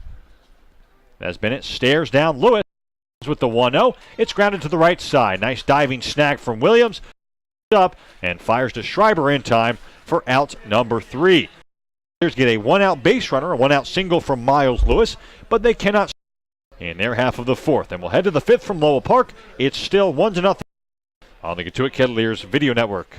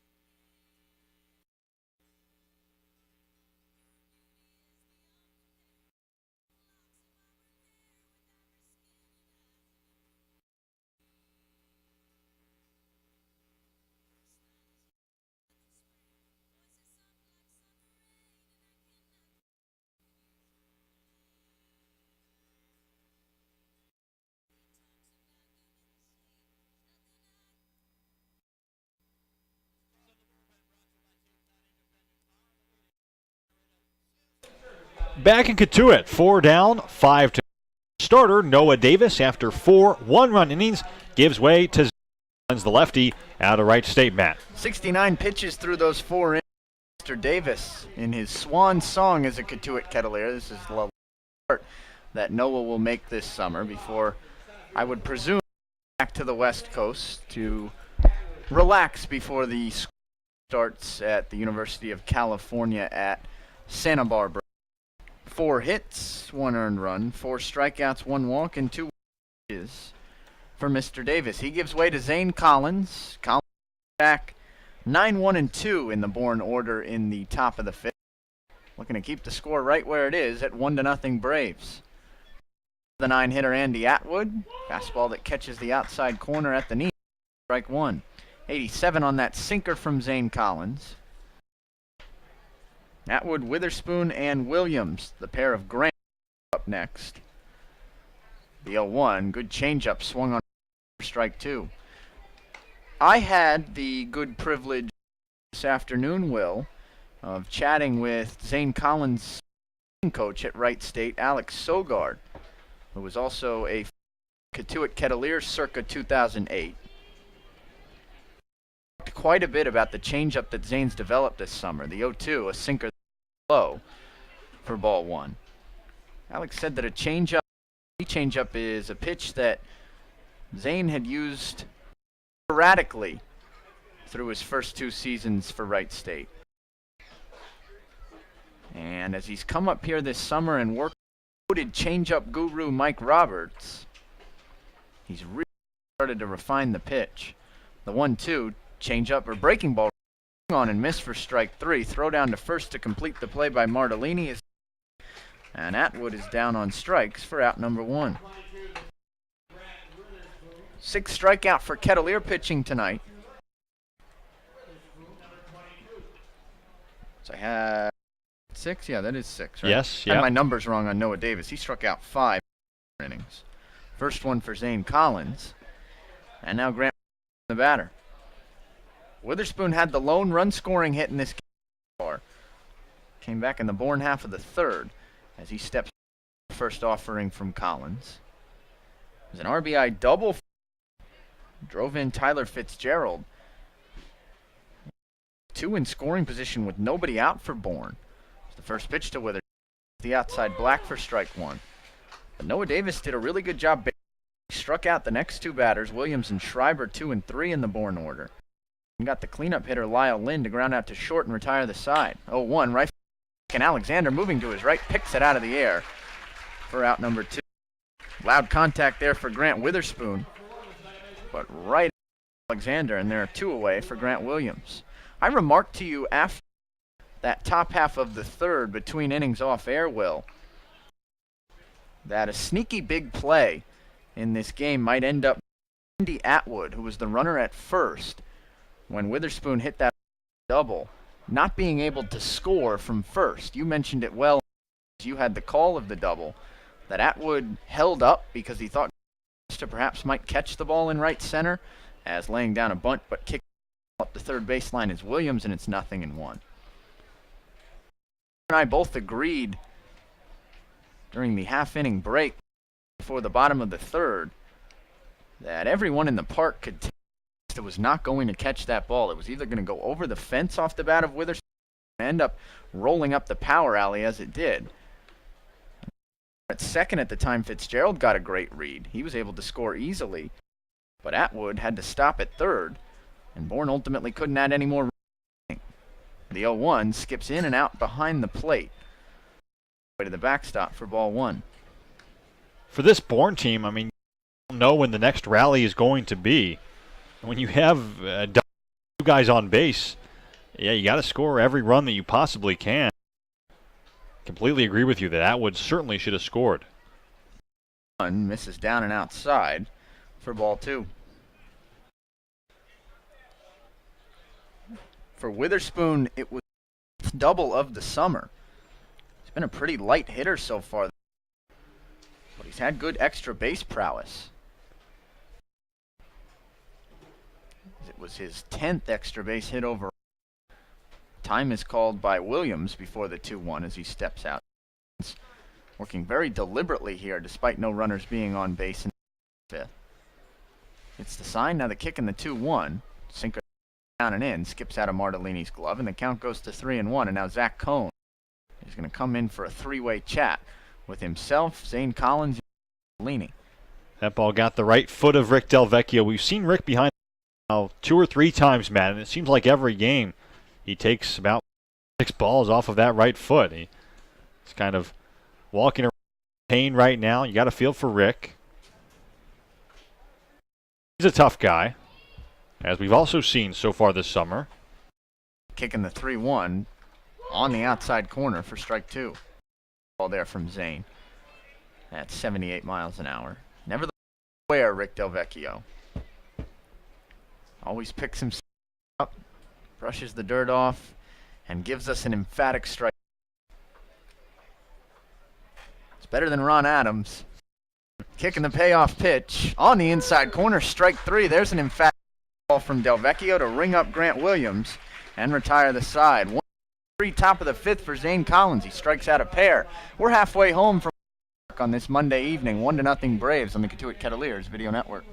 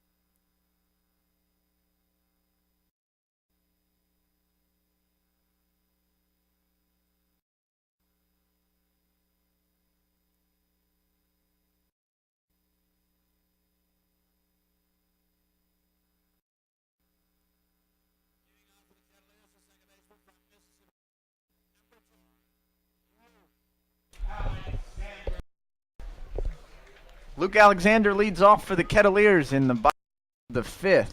He'll be followed by Griffin Conine and Grayson Jeniston 9. Kettleers becoming desperate at the plate perhaps, as struggled mightily over the course of the last 5+ now, with the score still 1-0 Bourne as we play in the bottom of the 5th. Alex gets the first pitch he sees in the bottom of the 5th, backing up the left fielder Hanna. That ball here.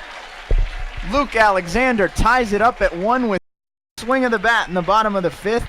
He breaks out of a 1-for-13. He hits his 2nd home run of the season, and we've got a brand new ball in the bottom of the 5th. That'll work to get started. The 9-hitter, Luke Alexander, today, as you appropriately said, Matt, the skid, an inside fastball that Luke was all over, sending it deep to straightaway left field, and just like that, we got a brand new ball game. 10th win of the summer for Alexander. If you were going to look at the up for Cotuit in this 5th inning, it's the first pitch to Griffin Conine is that sits on the outside corner for strike 1. Alexander, Conine, and you had to put your money on one of them to tie it up with one swing of the bat. Wonder what the odds on Alexander would have been going off in Vegas. The 0-1 field down to 3rd, and Vincenta Medina says that Conine held up. Goes to 1-1. The 1-1 pitch to Conine, he swings and pops it up foul left side. It's 1-2. In the Kettleers' defense, Will, the first 4 were scoreless for Cotuit tonight. Produced a lot of good swings and a lot more good at-bats than I think we've seen over the last 4 games combined. 1-2 misses upstairs to Conine, breaking ball that didn't bite enough. 1-2. Might not have been Bourne box score, but Michael Tolia put some good swings on balls. Did 2-2 breaking ball that misses down and outside to Conine in the count.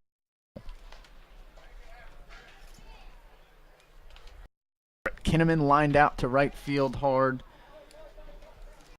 This was a ticking time bomb for Nick Bennett. It was only a matter of time before Kettleer A got his timing right, and B part of the bat on the ball, as Luke Alexander did there. Payoff pitch now and misses upstairs for ball 4. So the Kettleer, through 2 batters in the bottom of the 5th, have tied it up. Now we've put the go-ahead run on base for Grayson Genesta. To your point, Matt, competitive at-bats. The last 3 games entering this one, Cotuit left total runners on base, and in this one, they've already left 5 on base, 4+ innings. And while that's not good to leave guys on base, it is a good sign. Get guys on base. You're starting to have guys come up to hit with guys in scoring position. We just haven't seen that the last week or so too often. A check on Conine before the first pitch to Genesta, and Conine dives back in. Grayson so far tonight, 2. Had the first hit of the game for Cotuit, 3rd. The first pitch is a fastball at the belt on the outside, and it's 0-1.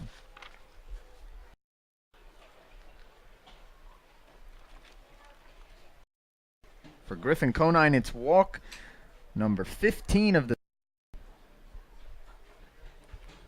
0-1 pitch. Genesta it towards 3rd. Up with it is Free J to second for 1. The relay throw not as Genesta beats it out for a fielder's choice. 5-4 on that fielder's choice to retire. Genesta replaces him at first, and there's 1 away for John. Nope, Taryn Vavra going to pinch hit for John Cresto. So John gets his first start in 4 games, goes 0 for 2 with strikeouts, and he's back to the bench. Vavra, the lone true lefty on the bench tonight for Mike Roberts. Roberts still does have a switch hitter in the form of Thomas Dillard. You have to figure Vavra will stay in this game and play either second or third when the inning begins. The first pitch misses upstairs to Vavra. Runner goes second, and Genesta's safe, beating out the tag from the shortstop Fitzgerald. I remarked to you before the game that Cotuit really hasn't gotten a chance to apply pressure to the base pass the last week or so because they simply hadn't had men on base over the last so. Kettleers have been sitting at 36 stolen for quite a few days now. That's as a team, but that one is for Genesta. Now they're at 37. The 1-0, big swing and a foul tip into the middle by Vavra. The count goes to 1-1. Stolen base number 4 of the summer. He's now 4 for 6. And suddenly Taryn Vavra's first plate appearance comes with a runner in scoring position now. The 1-1 pitch to Vavra, breaking ball, loops in but sits a bit for ball 2.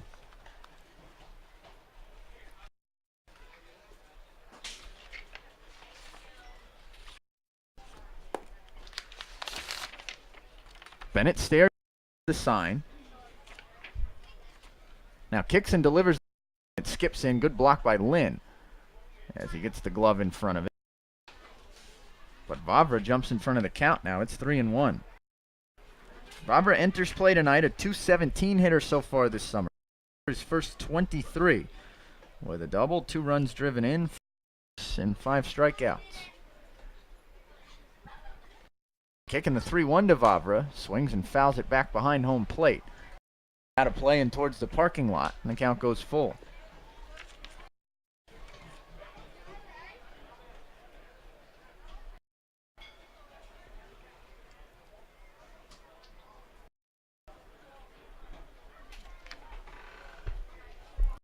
Another long stare in, working very slowly with a runner on base.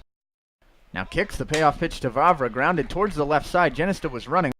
Fitzgerald deep in the hole, throws across in time to get Vavra by side for out number 2. Mike Roberts tried to play hit and run there. Vavra handles the bat perhaps better than anyone else on the team. He put in motion on the payoff pitch. Vavra tried to poke it towards the hole on the left side. An outside corner breaking ball from Nick Bennett delivered. And while Genesta was safe, a nice play from Fitzgerald, who's already tonight, nets Bennett his second out of the inning. So now Michael Tolia, the batter, 2 away. And the potential go-ahead run for the Kettleers just 90 feet away. Tolia so far tonight 0 for 2. Takes a big, runs it towards the hole, left side, deep in the hole in the backhand again. Fitzgerald, he gloves it, throws it time and not near in time. Tolia beats it out. Genesta comes home to score. You know, the Kettleers have scored 2 runs in an inning as they have a 2-1 lead here in the bottom of the 5th. A well-placed single off the bat of Michael Tolia. He gets RBI number 10. And Cotuit scratches across here in the 5th to take their first lead in quite a while. First lead since July 11th, Matt, when to town. It's a good feeling. Again.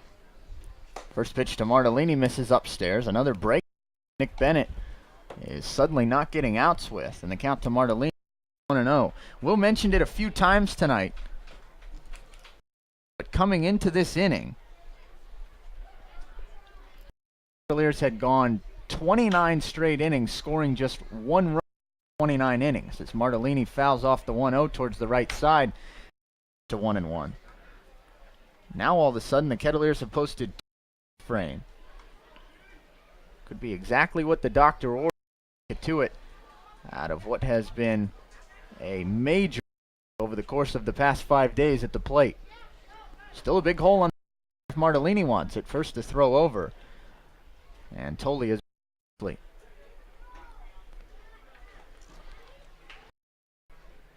first lead in 6 whole days for the Kettleers. As and another throw over to Tolia, who again scampers back in. Stolen just 1 base this summer in 1 attempt. Doesn't profile fielder.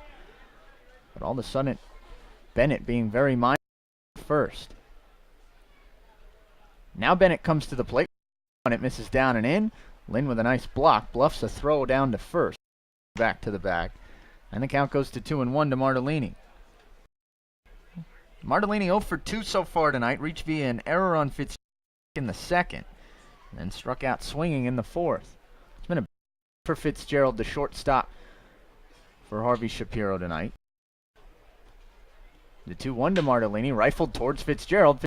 Left scoops it up and goes to 2nd for the force to retire the side. Push in front though, their first lead in 6 days. They do the strength of 2 runs on 2 hits. The big was a solo home run for Luke Alexander to lead off the frame. There were no walk, and there was a runner left on base in the bottom of the 5th. We move to the 2-1 Kettleers with Zane Collins back onto the mound for Cotuit on the Cotuit Kettleers Video Network.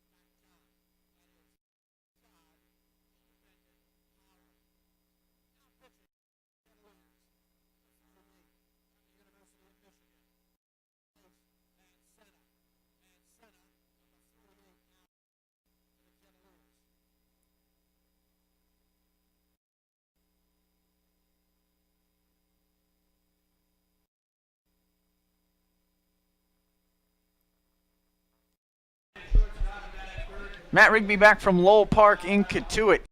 Kettleers as Cotuit uses 2 hits to score 2 runs at the bottom of the 5th, the biggest of which was a solo home run from Luke Alexander on the pitch of the bottom of inning number 5. I spoke a bit premature as I was going to break before this top of the 6th. I said Collins would be back onto the mound for the Kettleers. Collins is not, as he gives way to Senna, the righty out of Michigan, who will be tasked with preserving the first Kettleer lead in 6 days. 2 other pieces of housekeeping for Cotuit Kettleers. Taryn Vavra pinch hit for John Cresto in that bottom of the 5th. Vavra stays out of the game, though, as Chandler Avant checks in to play short and moves over from short to third. Now here with innings 6 and 7, my brother Will Greer. All right, Matt, thank you very much. 3, 4, and 5 due up for Bourne the 6th. Van Sinna's numbers, a 2-1 record, a 0.6 earned run average, 8 games for Jace, 1 start, 13 hits allowed, and 14 2/3. And last Wednesday at McKeon Park, where he went 2 2/3, gave up a run. First pitch in on the hands of Scott Schreiber, ground ball to Tolle to Van Sinna, covering at first for a 1 pitch and 1 the 6th, bringing up Lyle Lynn. Schreiber 0 for 3 in the ball game, and it's a good start for Jace Van Sinna. 1 up, 1 away here in the 6th. The aforementioned Lyle Lynn, the Arizona State catcher. Here and Matt Rigby alongside you on this Monday evening, July 17th. 2-1 Cotuit here in the 6th. Cotuit with 2 of the 5th to regain the lead. Their first lead since July 11th. Lynn looks at a first pitch fastball on the outer half for strike. Lyle 1 for 2, a single in the second, out in the third. Steps into the right side, very long batting stance. Virtually no motion at all. 0-1 fastball misses outside, it's 1-1. We've profiled a couple times, but Lynn from Taipei, Taiwan. He's a guy that left of 15 to come to the United States and play high school with the eventual dream of playing college baseball and then pro baseball. A lot to do that. 1-1 breaking ball. He waits on it and skies it to straightaway. Conine ranges over, and Conine gloves for out number 2. Jace Van Sinna making quick work of the Bourne Braves lineup. 2 up, 2 down, and Richie Palacios now the batter. I want to remind you quickly that Cape Cod Baseball is brought to you by Chatham Bars. Visit Stars Restaurant at Chatham Bars Inn Resort and Spa for a world-class experience, a proud member of leading hotels of the world. Palacios from the left side, the Towson Tiger, looks at a first pitch and ball for strike 1. We'll be back at Friday evening, our second of 2 scheduled trips to Veterans Field. Palacios 0 for 2, strikeout and a ground out. 0-1, fastball misses up and away, and the count 1. Taylor Lehman, Kitchen are warming in the Cotuit bullpen. A shift on right now for Mike Cone, the only infielder to the left of the second base bag, as we see the diamond. Van Sinna steps off. A stop is to the right of the second base bag, and the outfield grab. Ander over a bit, and Tolle at his normal position at first. 1 to the right side. The shift works as Avant gobbles it up and throws at first for out number 3. Nice work out of the pen for Richie. Jace Van Sinna, I should say. He retires Schreiber, Lynn, and Palacios in order. 5.5 now from Lowell Park. It's 2-1 Cotuit on the Cotuit Kettleers.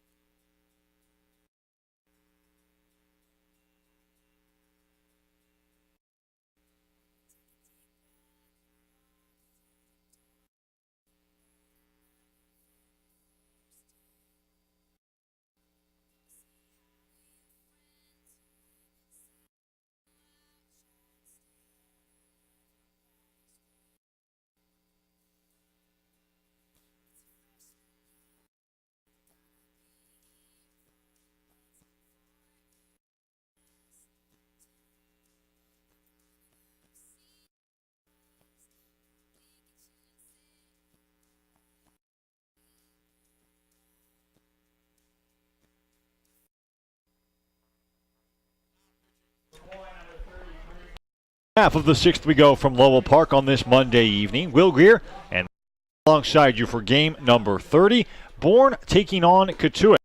So far, Cotuit with a 2-1 lead, and they've chased Bourne starter Bennett. The final line for Bennett, the Louisville Southpaw, 5 innings, it's 2 runs, 2 walks, and 4 strikeouts. He to the UConn righty, Ronnie Rosamondo, who has an 0-1, a 12 flat ERA in 5 games, 7 strikeouts, 18 hits allowed in 9 innings.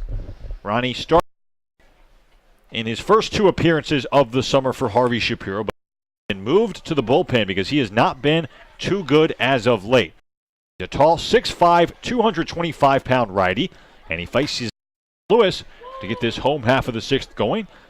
Rosamondo pitch fastball over at the knees for strike 1. Lewis and Cone due up for Cotuit. Miles Lewis, the 1 for 2 so far in this one with a single. 0-1 from Rosamondo. Curveball that misses high for ball 1. Ronnie last appeared on July 11th. He worked a clean inning in that. The outing before that on July 5th at Wareham. 2 innings, 5 all earned, and 5 hits allowed. 1-1 from Rosamondo. Fastball misses high. It's 2-1. He did start here at Lowell Park back in June, and that start did not go all that poorly, but since been relegated to the bullpen for Bourne and Harvey Shapiro. 2-1, fastball misses high, and the count now 3-1. We talked about it when Rosamondo did start that game, that he's a guy super competitive. We found a couple articles from Ronnie Rosamondo, and he likes to get batters out. 3-1 fastball inner half, the count now 3-2. You sure you want that? Well, I guess we don't have to in a 2-1 ball game in the sixth. Quote, and I can dig it up again, but it was something uber competitive from Rosamondo. 3-2 fastball, cued. It's 3-2 still. Wasn't it something about ripping the opponent's heart out or something like that? It was something him being fine. He's a friendly guy off the field. Very polite young man, but he said when a batter's in the box and I'm out there on the mound, fill in the blank, and we need to find what it was. 3-2 is rifled the other way into left field for a lead. What a nice piece of hitting from Miles Lewis. The second time we've seen this evening. He's 2 for 3, and there's a leadoff base runner in the Cotuit half for Brett Kinnaman. So Miles may be beginning to snap out of a mini funk. A really nice piece of hitting. Again, the batter from the left side is Kinnaman. He's 0 for 1 with a bar. I think I found the article that will fill in the blank, Matt, as Kinnaman from the left side shows bunt, pulls it back. First pitch, change up the misses low for ball 1. Brett walked back in the second. He flew out to Grant Witherspoon in right field.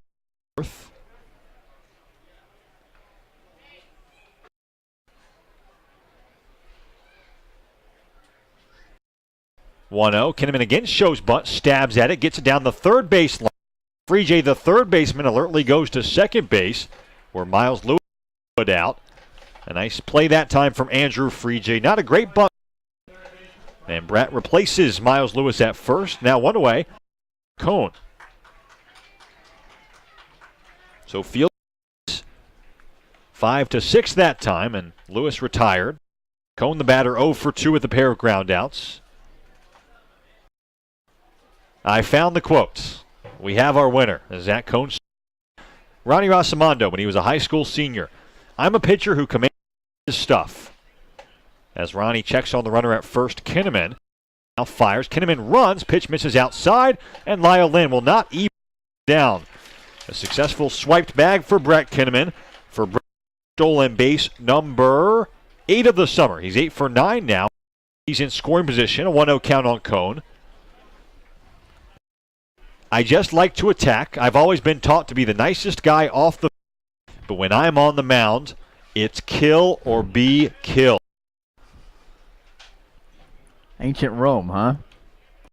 B for Ronnie. He hasn't done too much killing this summer, though. That 12 flat ERA entering this appearance. A lot of potential. 6'5", 225, a good fastball. Just trying to break out of a funk out there on the mound. Kinnaman at second, and Rosamondo spins and bluffs a throw back to second base. 2-1 here in the sixth. Bourne led early in this one, an RBI double. Witherspoon in the third, but then Cotuit with a solo shot from Alexander. And then an RBI infield single for Tolia. Now have a 2-1 lead. Again, Rosamondo spins. Again, he bluffs a throw. And again, diving back into the second base cushion is Brett Kinnaman. Who up and wipes the infield dirt off of his jersey area. Cone the batter. Count. Again, Zach 0 for 2 in this one. Just 61 at the dish. Bends the angles the bat above his right shoulder as Rosamondo again throws, and that's enough, Ronnie. I've had enough from the broadcast booth. No threat to throw to second base at all. There's no infielder covering there. Back in safely. You just got to come to the plate at some 1-0 count. Hopefully he comes to the again. No infielder at second as a 1-0 curveball gets the count now 1-1. 1 out here in the sixth. This ball game just about 2 hours old in the bottom half of the sixth. The second baseman remains close to the second base bag, but not really in the vicinity. Cover at second base. 1-1. Fastball misses away, and the count now 2 balls and 1 strike. He just embarrassed if Rosamondo wheels around and bluffs another throw. Williams wants to make it at least look like Rosamondo throwing to second. I don't think Williams has any plans to receive a pickoff. Because the at-bat is prolonging itself, 2-1 cued the other way. Schreiber over, has it deflect off his glove, and Kinnaman to third. We'll see how that play is scored. Actually had some really funky spin on it.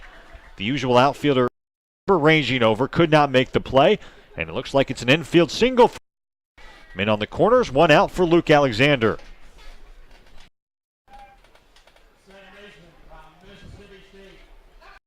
Looked like Schreiber was losing his footing, about to stumble as that ball his glove. Clearly was not incomplete as that ball deflected away. But Cotuit, the beneficiary of that in the corners for the 1-for-1, Luke Alexander. In the sixth, the third baseman Free comes in at third. Schreiber now on Zach Cone at first base. Infield back up the middle, trying to turn. First pitch from Rosamondo. Curveball swung through. It's 0-1.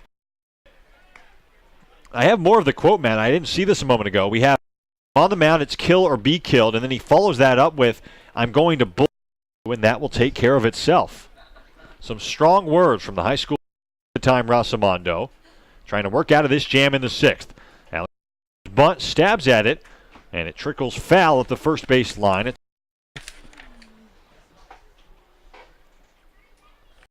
So Luke swinging through the first curveball of the at-bat. That time foul. Trying to bunt home Brett Kinnaman from third, and assume that the bunt play is off. Third, Cone at first, 1 out in the sixth. 2-1 ball.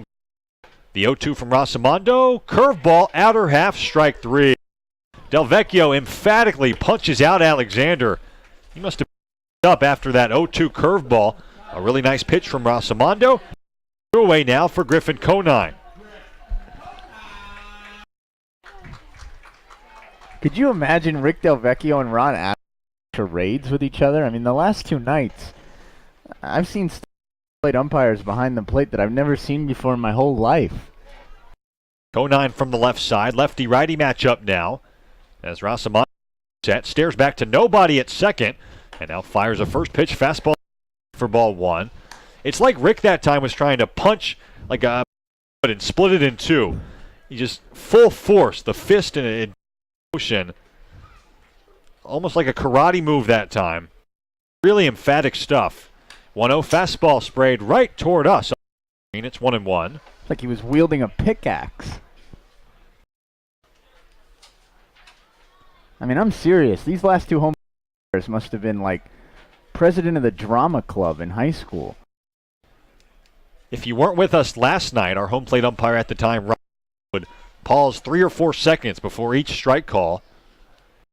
From Rosamondo. Fastball misses outside for ball 2.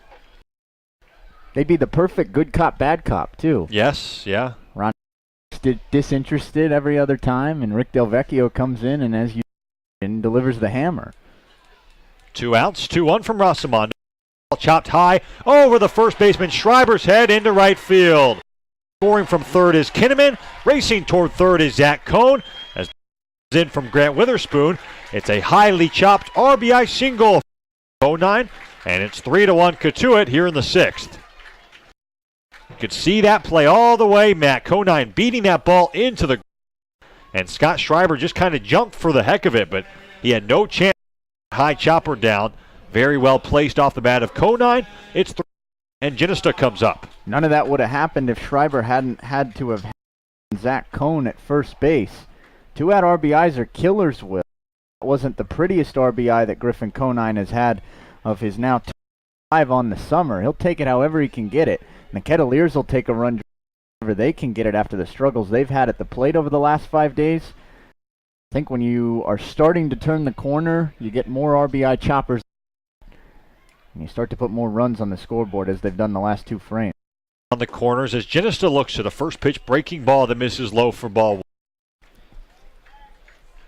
The last losing streak of any note for Cotuit was a 4-game losing streak early on in the season.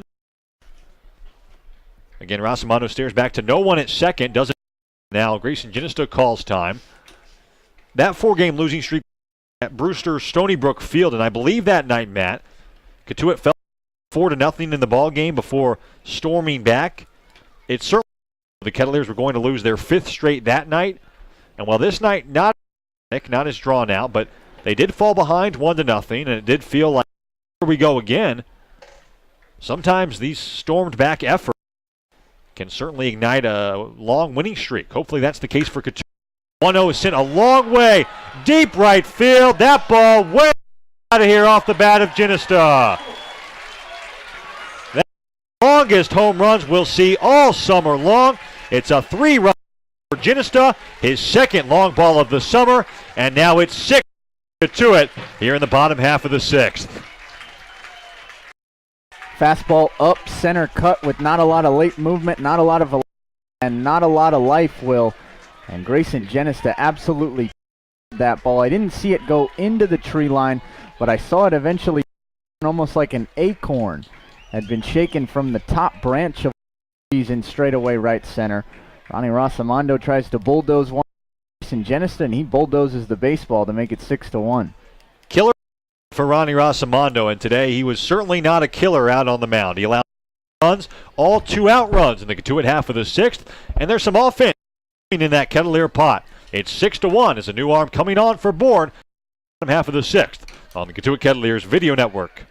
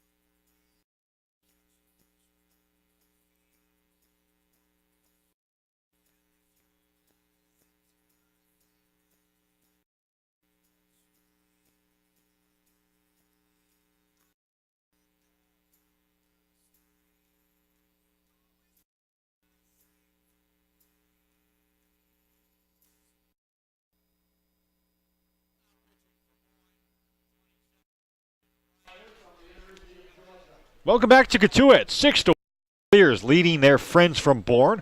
The Bourne Braves here in the bottom half of the already 4 runs home in this half of the 6th for Cotuit. A 3-run home run has just occurred off the bat of Grayson Ginissa. That last in the inning.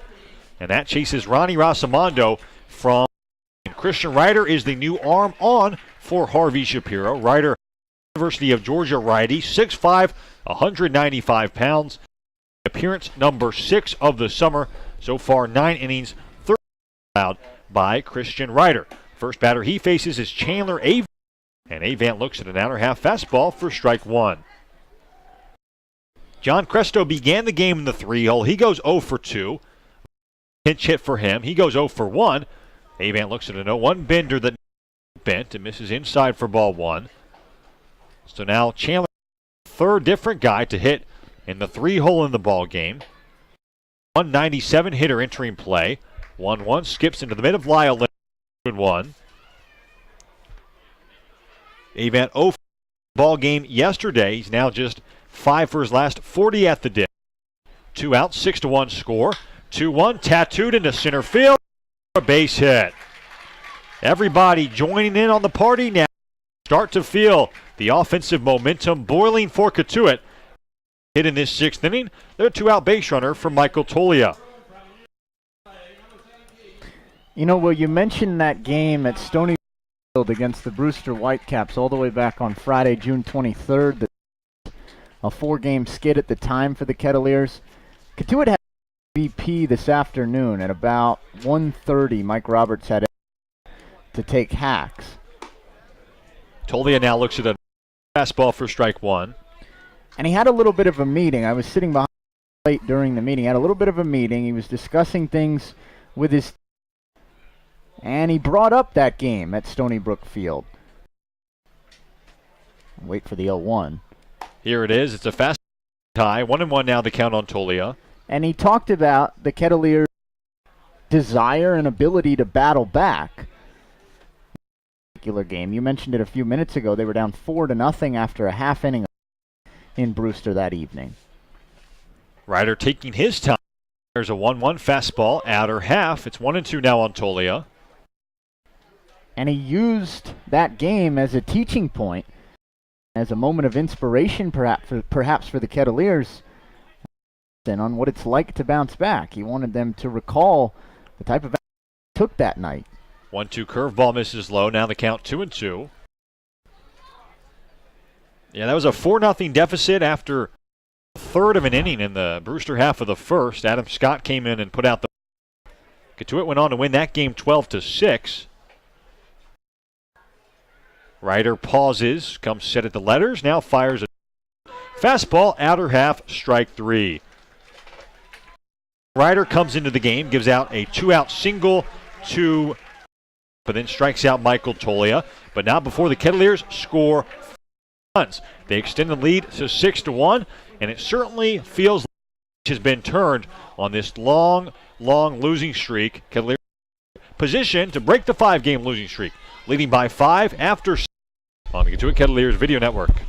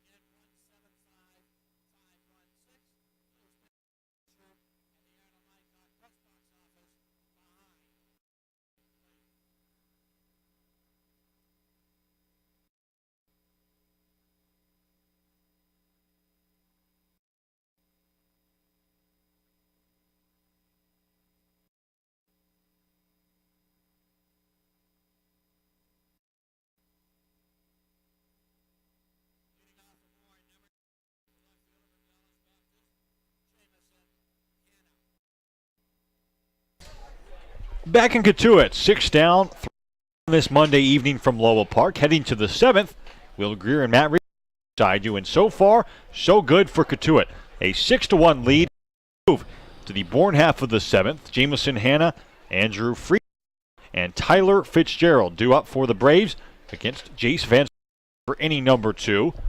As Van Senna out of the windup fires a fastball that Hanna bunts at. He chops it down the third base line. Van Senna picks and throws to Tolia in time for a spectacular first out. Hanna certainly doesn't agree with the call from Will Bowers, but play from Van Senna, 1 up, 1 down, and Andrew Freejay now the batter. Picture perfect elements to that play, Will. First, Jace Van Senna is off the mound in very, very good time. Second, he picks up the himself with the bare hand. Third, the stretch by Tolia at first base. Fourth, all that had to be done in the blink of an eye because Hanna, the speedy runner, was down the line. Freejay now the batter, looks at the first pitch, fastball that misses low. Hanna with as much speed as anyone seen all summer. Plays an outstanding outfield because of speed. 1-0 from Jace, fastball swung through, it's 1-1. And it's not like he bunted that area. That might actually be exactly where he was trying to bunt it. Placed down the third base line. And yeah, that success rate on that play, than 15%, I'd have to say. But Van Senna makes the play. Half fastball. It's now 1-2. DJ 0 for 2 with a pair of strikeouts, both swinging. He's a very strikeout-prone kind. 1-2 from Van Senna. Curveball swung through. Strike 3. 0 for 3 with 3 strikeouts now for Freejay. 6 times he's been retired this summer. 33 of those 60 via the strikeout. And there are 2 away now in the 7th for Tyler Fitzgerald. 5 up, down for Van Senna. This is as good as the Michigan righty has looked all summer. Now Fitzgerald, the 8-hitter, steps in. Righty-righty matchup. As Van Senna out of the windup, fires a first pitch fastball over the outer half for 1. Scoreboard update here quickly. Not to tell you about, with only 3 games being played Monday evening across Cape Cod. 0-1 from Van Senna. Ball misses just outside. It's 1-1. Falmouth leading Hyannis. Top half of the 3rd at McKeon Park tonight. Harborhawks trying to avoid a 4-game losing streak. Harwich and Orleans set to get going around 7 p.m. tonight from Eldridge Park. 1-1. Fastball misses just outside and low. It's 2-1.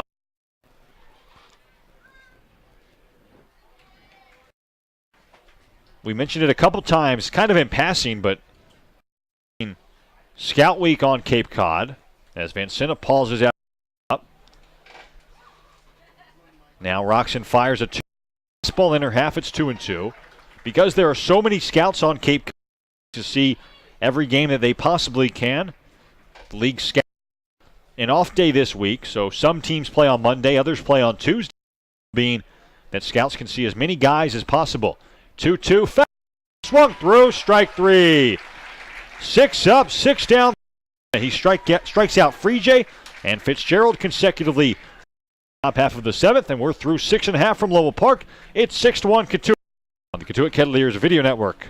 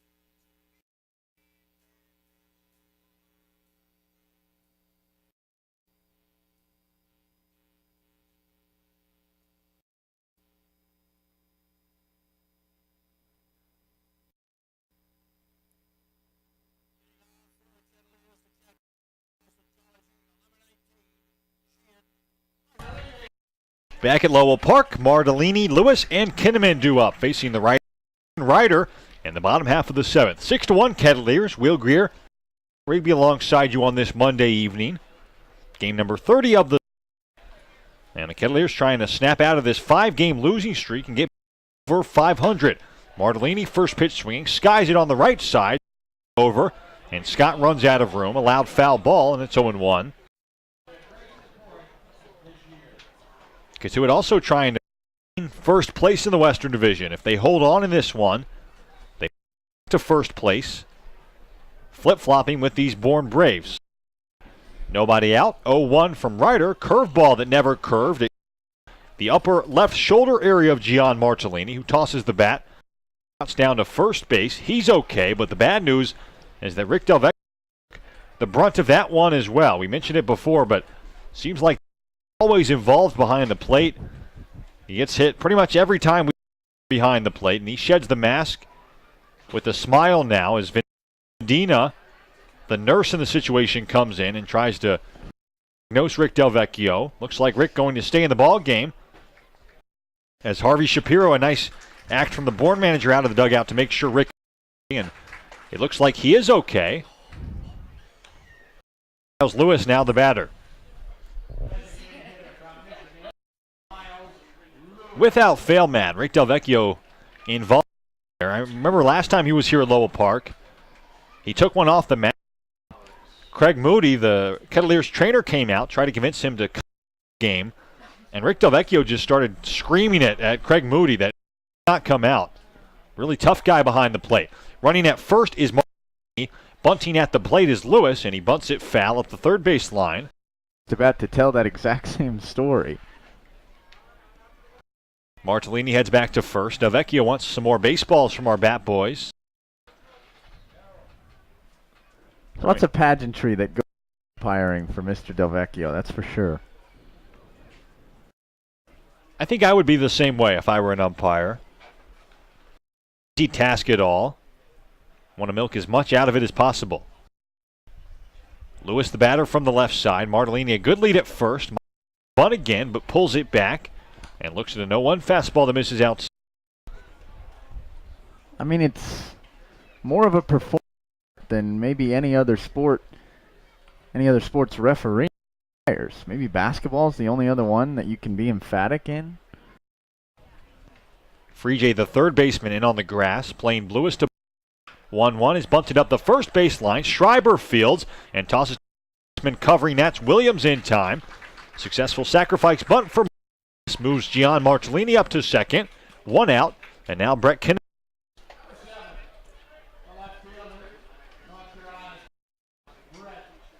Score that one 3-4. Schreiber, Grant Williams, and Kinnaman 0 for 2. Step left side. Yeah, football is pretty universal.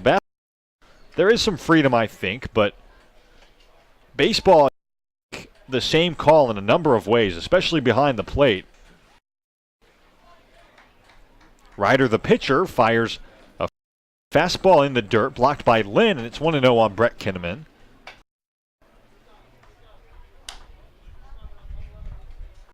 Next to 1, Cotuit over Bourne here in the 7th.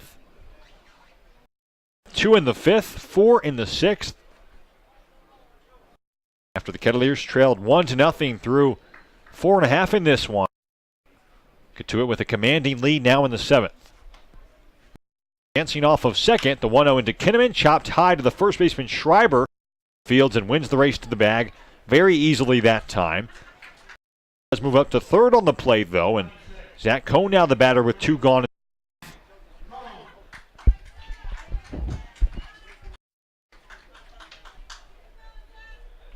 Cohn 1 for this one, a single and a run in the 6th. Spinning chopper to the right side that Scott Schreiber could not come up with. We both thought it should have been scored an error, but it is a single for Zach, who's now back into the right side facing the righty Ryder. Fires a first pitch fastball that clips the jersey of Zach Cohn. The second hit in the inning as Zach jogs down to first base, and now Luke Alexander the batter with men on the corners and 2 outs here in the 7th.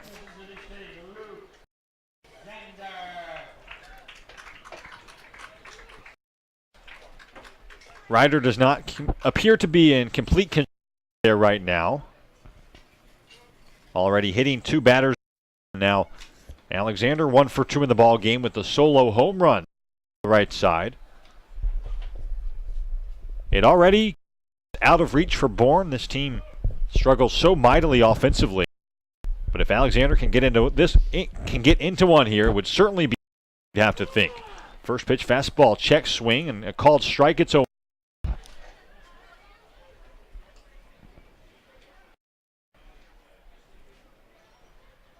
Cone at first, third, 2 outs in the 7th.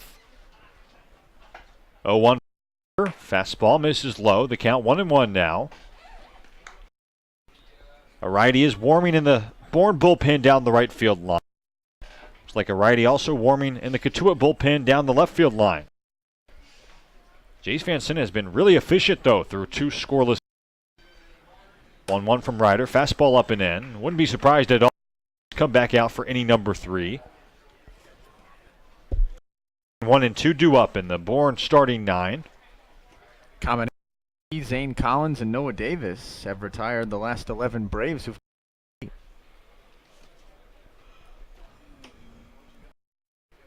2-1 from Ryder. Fastball, outer half. Good pitch. That count 2-2.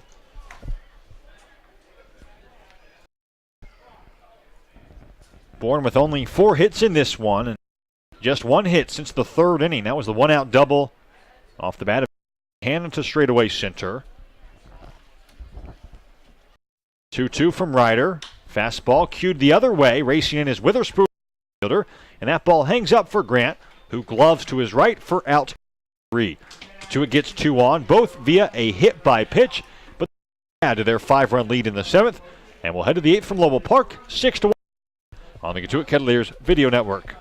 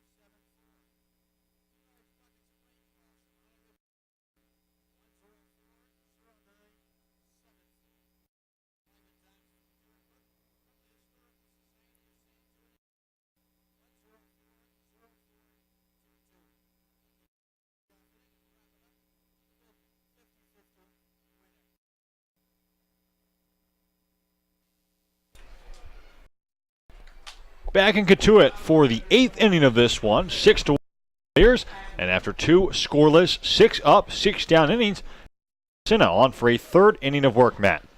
That's right, Will. As I mentioned before, to break in the bottom of the 7th, the combination of Collins and Davis have set down the last 11 Bourne Braves to come, and Senna's retired all 6 men that he's faced so far. And now batter number 7 against Andy Atwood watches a first pitch breaking ball that misses downstairs. 9-1-2, the 3 due up for Bourne. Atwood, Witherspoon, Williams, the 2 Grants. A righty and then 2 lefties. The 1-0 queued up the first baseline, but that pushes foul for strike 1. So far tonight, 0 for 1. Walked back in the 3rd, was straight in the 3rd after he misjudged a ball off the bat of Grant. It's an RBI double for Witherspoon that scored Fitzgerald, who reached Atwood, but Atwood was left at 3rd base. Had 2 in scoring position and nobody out, but scored only 1 run. Misses upstairs to Atwood, and the count goes to 2-1. The other plate appearance for Andy Atwood, a strikeout swinging back in the 5th. He's now just 5 for his first 27 to start his Bourne. The 2-1 pitch. Fastball catches the inside corner. 2. Jace Van Senna shakes his head a bit. Suggests he missed his spot there. I imagine he'd apologize for too many strikes. Now he's a strike away from retiring. Van Senna's been perfect so far. The 2-2. Fastball stairs at 89. And the count runs full. 1 run in the 3rd for Bourne, 2 in the 5th for Cotuit, and then more in the 6th for the Kettleers. 2 more long balls tonight to give them 23 on the season as a team. Second most. Payoff pitch to Atwood misses up and in for ball 4. And Bourne off base runner as Andy Atwood draws his 2nd walk of the night. Line score, 1 run for him and 1 error for Bourne. By my count, they 4 men through their first 7 innings. 6 runs on, no errors for Cotuit. And again, by my count, players have left 8. Big hole on the right side. Witherspoon, the lefty, if he chooses to pull a ball. First pitch, he does pull it right down the right field line, and that ball is out of here. Grant Witherspoon first swinging from Jace Van Senna. Knocks a 2-run home run into his pen. It's just the 8th home run hit this year by a Bourne Brave. For Grant Witherspoon as he picks up his 2nd and 3rd runs driven in of the night. For all 3 Bourne runs driven in. And the Kettleer lead is 3. It's now 6-3.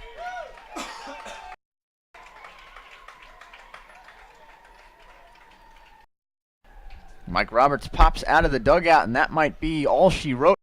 Van Senna. It's the first hit he gives up in the 8th battery of the ball game. It's the 2nd base runner after he Atwood in front of that 2-run home run, and indeed Michael Bourne is going to come into this as the end of the line has arrived for Jace Van Senna. It's all of a sudden just a lead for the Kettleers as Bourne still has 6 outs to play with here in the top of the. We'll step aside and come back with Michael Burns' first pitch of the night on the Cotuit Kettleer.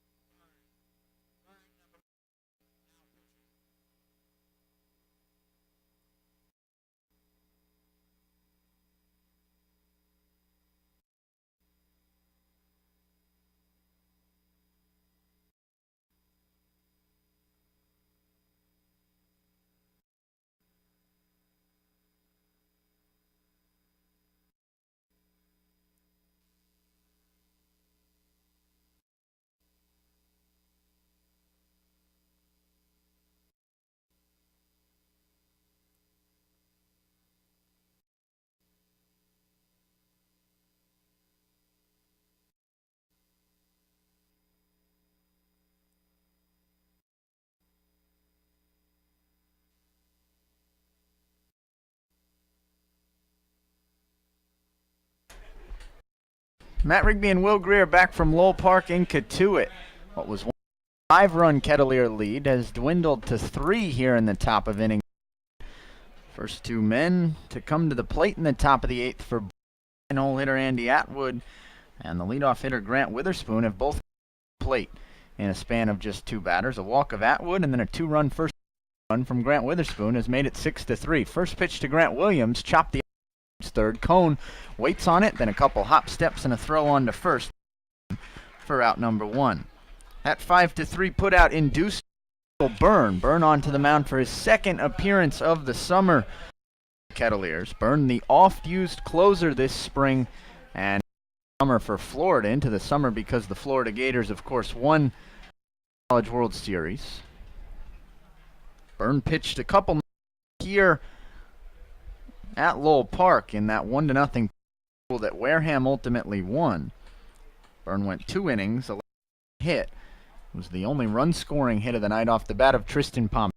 Run was charged to Clark Cota, though, as Scott Schreiber stands in. He's first pitch it down the left field line as that gets down in front of the left fielder Kinnaman.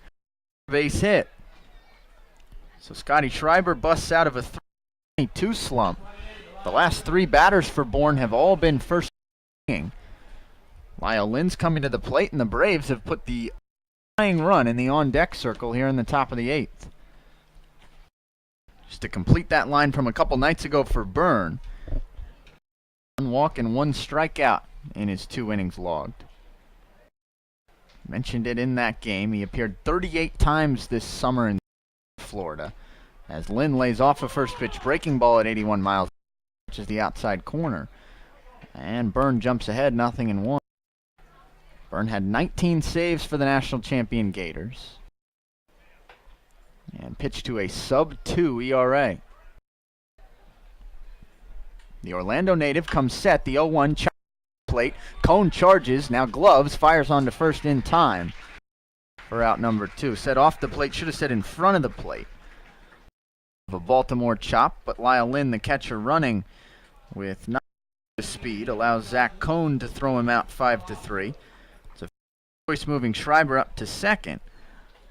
And now the Braves 1 out left to play with in the top of the 8th, and Richie Palacios the batter.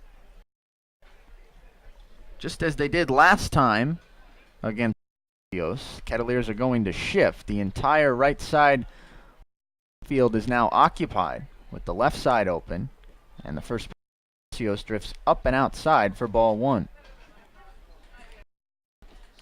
Avant moves from his shortstop position side of the second base bag. Alexander pushes over even further to the left. And Tolia backs up at first. It's about the standard shift you see against left-handed hitters anymore. You see it a lot up here in the Cape League, but Mike Roberts using it twice in a row. Palacios, the 1-0, pitch is fouled back off the fence, and it's 1-0. The key to this shift, and I don't think this is talked about enough, with shifts becoming in vogue all across Major League Baseball. Typically, you want to pitch a left-hander in to get him to pull it in. Don't want to pitch him away and let him serve a ball into the big hole along the left side. The kick in the 1-1, Palacios swings and misses at a sinking break. And quickly Bourne jumps ahead 1-2. Schreiber's the runner at second.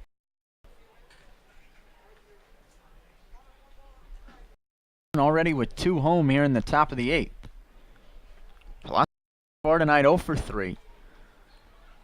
Awaits the 1-2. The pitch. Breaking ball drifts outside. Palacios thought about swinging, but held up his hand. Swells to 2-2.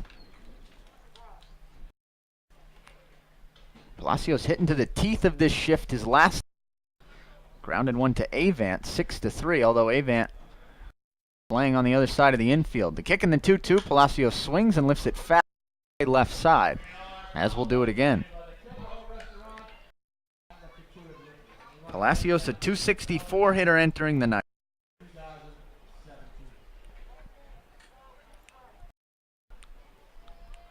Has another ground out back in the 4th to the Montolia and a strikeout swinging back in the 2nd. Bourne gets the sign from Martellini, comes set, the kick in the 2-2. Again back behind home plate and over the cage out of play. Palacios doing his best to stay alive. Next pitch will be the 6th of the at-bat for Palacios. Already fouled off a couple tough pitches from Michael Bourne. Looking for a punch-out. Looking to keep this game right where it is. Running the on-deck circle to 2-2. Breaking ball swung on and missed. Strike 3. Applies the tag to Palacios, and Michael Bourne gets out. The inning. Bourne does cut the 5-run lead to 3. They do so on the strength of 1 walk. The biggest hit on 2-run home run for Grant Witherspoon. No errors left in scoring position at second base. Middle of the 8th from Lowell Park. 6-3 Cavaliers on the Cotuit Cavaliers Video Network.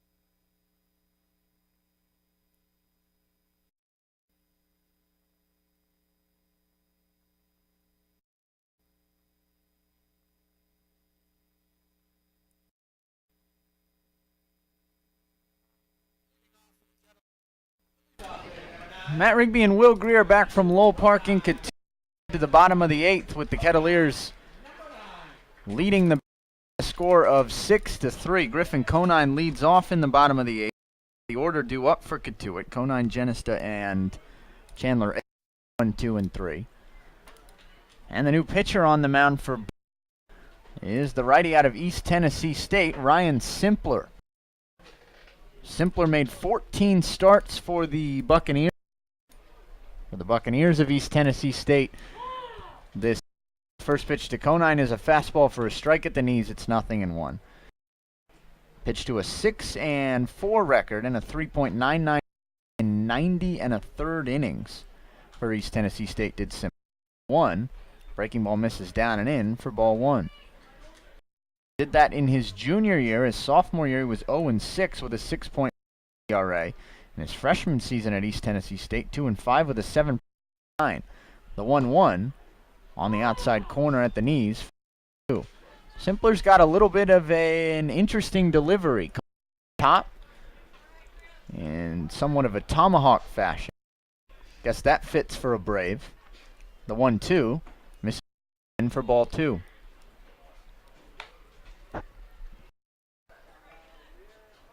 Simpler making his first appearance of the summer for Bourne. 5-2 to Conine. Conine lifts it to straightaway left, but that'll hang up for Hannah. Loves it for out number 1. You figure, Matt, with those 90-plus mentioned, the folks at East Tennessee State said you can have him for innings. Do you want him at the beginning of the summer or the end of the summer? I know, but you figure he has a pretty strict innings limit, throwing 9 his junior season at college, and now Harvey Shapiro electing to call him up for the home stretch of this 2017 summer. Genesta had the biggest hit of the game this time up. First pitch to Genesta, breaking ball at the knees for and it's 78 miles an hour. That biggest hit, a 3-run home run that Grayson absolutely crushed to the straightaway right center field gap. The 0-1 pitch to Genesta, right field line, fading fast, and that kicks just foul.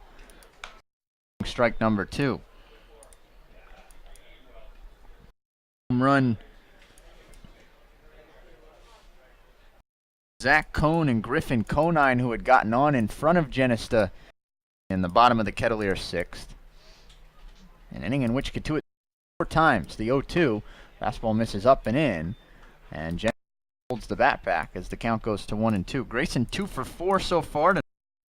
Also singled back in the 3rd. Simpler gets the sign. Now the kick on Grayson. Popped up towards the left side. Moving over is Hannah. Third baseman Free J. Hannah has a beat and is in foul ground for strike 2. Couldn't quite see it from the left side of the broadcast booth in the Arnold Mycock press box here at Lowell Park. But Will Greer fell in foul ground, and I know he wouldn't lie to me. Score, he didn't lie as well. And so the count's still 1-2. The kick and the pitch, this skips in at 82 miles an hour. He lays off, and the count goes to 2 balls and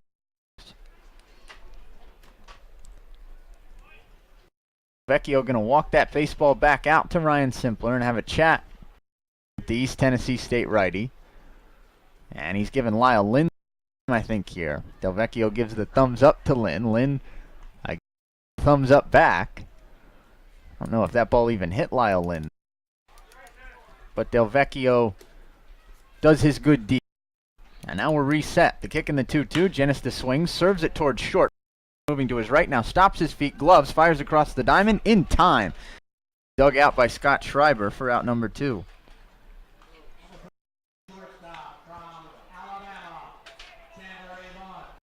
Busy night for Tyler Fitzgerald at tonight. I mentioned that earlier. But Fitzgerald has been on the front end of 5 separate putouts of the Kettleers tonight. First pitch to Chandler Avant, the batter now. Lifted away left. Backing up is Fitzgerald. And why not? He makes the catch. Tire the side. A 1-2-3 inning on the mound for Ryan, the East Tennessee State righty. We'll head to the top of the 9th. Bourne 3 outs. Kettleers looking to shut the door and snap the losing streak on the Cotuit Kettleers Video Network.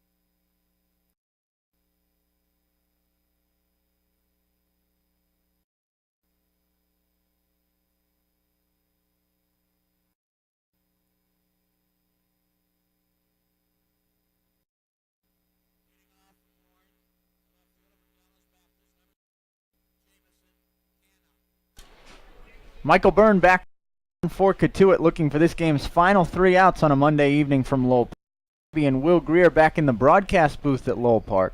6-3, they lead the Braves. Cotuit looking to snap a 5-game skid to win for the first time in 6 games. The first batter of the top of the ninth, Jameson runs one towards third. Cone picks it off to his left, now fires on to first for out number 1.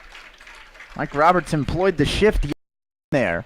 First time we've seen the shift against Jamison Hanna, and Zach Cone was in position. 1 pitch, 1 out. And Michael Bourne is away from his first save as a Kettleer. Andrew Freejay hit 4 now. After going 0 for 3 with 3, his 31st, 32nd, and 33rd strikeouts of the season. And the pinch hitter for Freejay will be Kevin Radjewicz.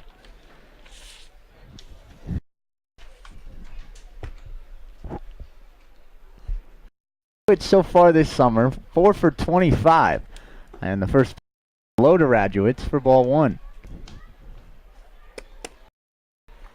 Radjewicz, the Cromwell, Connecticut native, out of Fairfield,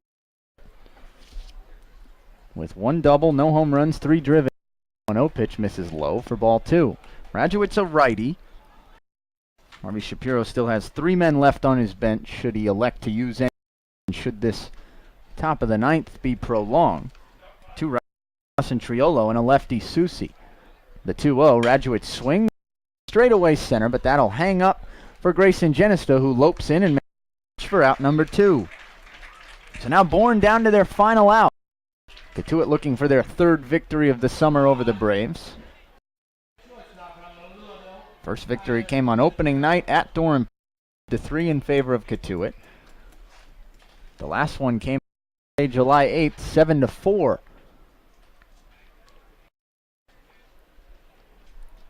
Batter now's Tyler Fitzgerald.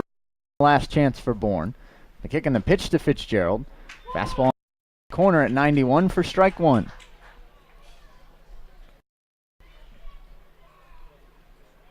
Bourne gets the sign from Mark. And quickly the kick in the 0-1. Breaking ball on the outside corner, strike 2. Miles an hour there from Michael Bourne, as he's looking for a rapid 2-3 top of the ninth. He's thrown just 6 pitches so far,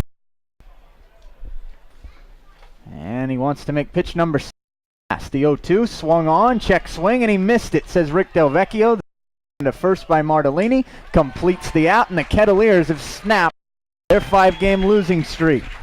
Michael Bourne picks up save number of the summer. A great job by the Kettleer bullpen tonight, as the Bourne, Van Senna, and Zane Collins pick up the last 12 outs of the game, and gets to the Bourne bullpen with 2 in the 5th and 4 of the 6th. A pair of home runs tonight for the Kettleers, and they are in the winning column. And guess what? They're back in first place as well, as they leapfrog with a 15-14-1 record to the top spot in the Cape League's Western Division. We'll step aside and come brief first segment of the post-game show before Will Greer tells you what we learned by Curry College, and then we take a trip around the scoreboard for the rest and preview tomorrow's starting pitching matchup. You don't want to miss any of that. Starting pitching matchup. Tomorrow's an off day. Don't want to miss any of that. On the other side of this, Kettleers post-game show on the Cotuit Kettleers Radio Network.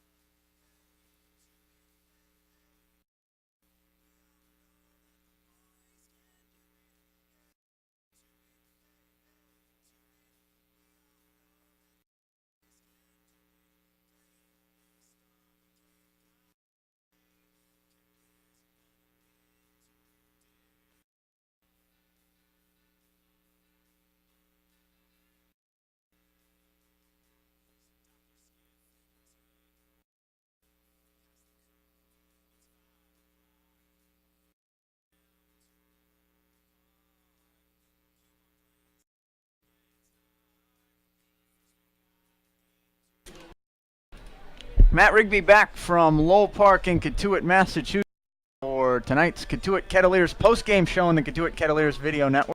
It's a happy post-game show for the first time in a while. The Kettleers had gone winless 6 games, 5 losses, and 1 tie. And tonight, after 4 innings, it looked like Cotuit might be well on their way to their 6th loss, were it not for an offensive explosion of sorts. It's certainly for the Kettleers the way they'd been swinging the bats of late. The Kettleers scored 2 in the bottom of the 5th, and then 4 in the bottom of the 6th to defeat Bourne tonight by a final score of 6-3. Cotuit now 3-1 on the season against their inter-division mates, and Cotuit pushes into first place in the Western Division for the first time in a few days, having surrendered that first place spot to these Bourne a few days ago. Winning pitcher for Cotuit is Zane Collins. Just 1 inning on the mound, does not give up a hit or a run, does not, and strikes out 2. That was in the 5th. He came on in relief of Noah Davis. 4 innings tonight in his final start as a Kettleer. Davis was pretty good, gave up 1 run, it was earned, struck out 5 batters and walked only 1, and he pitched in and out all night to keep the score where it needed to be to allow the Kettleer offense to wake up and support him. Nick Bennett gets the loss. He's now 0-2 on the summer. Michael Bourne picks up his first save of the year in his 2nd outing for the Cotuit Kettleers. 3 runs, 6 hits, 1 error for Bourne, and left for the Braves. 6 runs, 9 hits, no errors for Cotuit. A well there, as the Kettleers had been error-prone the last 5 days or so. 8 men left in total tonight for your Kettleers. Time of the game, 2 hours, 38 minutes. Cotuit once again now 15-14-1 on the as they stave off falling under 500 for the first time this season. And Bourne now dead even at 500 overall, 15 wins and 15 losses. It was a valiant once again from the Kettleer bullpen tonight. I mentioned that on the way into the break for this post-game show after the final out of the 9th was recorded. Combined relievers go 5 innings on the mound tonight. It was the trio of Collins first, then Senna, and then Michael Bourne. The 3 allowed just 2 combined hits, 2 Both charged to Jace Van Senna, both on a 2-run home run by Grant Witherspoon. 8. There was only one walk between the three of them, and there were 6 strikeouts. That 2-run home run for Witherspoon, one of 3 home runs hit combined by the two teams tonight. The other 2 for Cotuit were both mighty though for the Kettleers. Luke Alexander hit the first one, and he hit it on the first pitch as the first batter in the bottom of the 5th. Alexander gets his second home run in the attacking a first pitch fastball from tonight's Bourne starter Nick Bennett. Dumped one over the left field wall and made it at the time 1-1 rather, as the game was knotted up in the bottom of the 4th. Then with Cotuit almost batting around in the bottom of the 6th, end of the plate, Grayson Genista clobbered a first pitch ball right down the middle from Ronnie Rosamondo. He hit a 3-run home run to straightaway right center into the shrubbery beyond the outfield wall. It was the second home run of the summer for Genista as well. It was his 10th and 11th RBIs of the summer, and given that this game was a 6-3 score, that 3-run home run for Genista ultimately the difference tonight for the Kettleers. Grayson is an all-star. He'll be headed to Ware Saturday. He'll be participating in the All-Star Games Home Run Derby there. And if you are a fan who plans on attending, be looking for of that from the powerful left-handed hitter from Wichita State, the second-year Grayson Genista. Some other looks up and down the box score for Cotuit. Had a good night, 2 for 3 with a pair of singles on some tough pitches. Opposite field and 1 to the pull side. Zach Cohn 1 for 3. Michael Toll for 4. Chandler Avan in pitch hitting duty goes 1 for 2. And Griffin goes 1 for 4 with a run scored, an RBI, a walk, and a run. What did I say? And an RBI single. Anyway, on the other side for Bourne, Witherspoon goes 2 for 4 with those 3 driven in. No one else had more than 1 hit tonight. Scott Schreiber goes 1 for 4. Lyle Lynn 1 for 4. Jamison Hanna 1 for 4. And Tyler Fitzgerald 1 for 4. Zane Collins is now 4-1, as I mentioned, in picking up the win tonight, and that ties him for first overall Cape League in W's. He picked up 2 in one day when Bruce here on Father's Day, June the 18th, for a doubleheader. That's right, he won both ends of the doubleheader. He then won his complete game shutout naturally in Ware on Monday, July the 3rd, and he wins again tonight for the first time in a few weeks to get the Kettleers back in the win column. We'll step aside. We'll have what we learned tonight on the other end of this break. You're listening to the Cotuit Kettleers on the Cotuit Kettleers Video Network.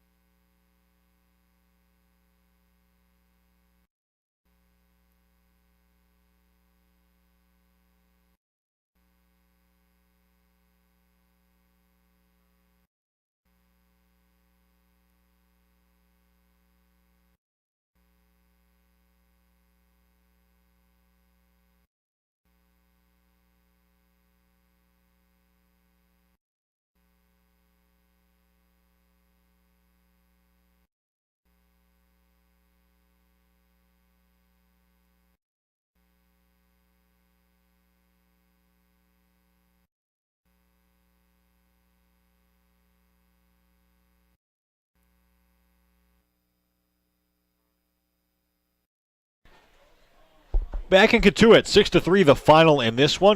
At the 5-game losing streak as they defeat Bourne for the 3rd time this year. Again, a 6-3 final in game number 30 today from Lowell. Will Greer back alongside you from Cotuit. It's time for what we learned tonight. Friends, as always, at Curry College. We learned number 1, why it shouldn't be a shocker that Wichita State's Grayson Genista will be participating in the Cape League's Home Run Derby Saturday at Spillane Field, despite the fact that he entered play today with just ball. Grayson hammered his second homer of the season deep into the center in the 6th inning of this one. It was a 3-run home run. Cotuit's lead to 5 runs. Each your Wheaties at home kid, just like Grayson does. We learned number 2. I figured it would be best to get the way early, so we learned why batters felt the burn all season. Cotuit's closer, Michael, the Florida Gator, after a phenomenal season as Florida's closer, earned his first save of the summer. He recorded 6 outs of this one. He struck out 2 Braves, and he needed 17 pitches to do so. And we learned number 3, sometimes it takes an early deficit to snap Cotuit out of a losing streak. In for the 5th straight time, all the way back on June 23rd, Cotuit fell 4-0 early at Brewster before storming back to win 12-2. Cotuit, of course, entered tonight with a 5-game skid. They fell behind 1 early. They trailed 1-0 through 4 innings, but then they scored 6 straight runs, emphatically break the skid, and leapfrog Bourne in the Western Division standing. Cotuit now first place. Cotuit now hopefully getting the offensive momentum. And here's hoping the losing streak page has officially been flipped. Cotuit team. That's what we learned tonight, presented by Curry College. I want to remind you quickly, earn a bachelor's or master's degree, complete a certificate, or take a single course, Division of Continuing Education and Graduate Studies at Curry College. Classes run days, evenings, and weekends in Milton and Plymouth. To learn more programs in business, criminal justice, education, nursing, and more, curry.edu. We'll be right back on the post-game show. Look at our out-of-town scoreboard, and we'll preview Wednesday's probables tomorrow. But, of course, tomorrow, an off day, we'll be back at it Wednesday when Hyannis comes to town. Have those starting pitching probables on the other side as we roll on the Video Network.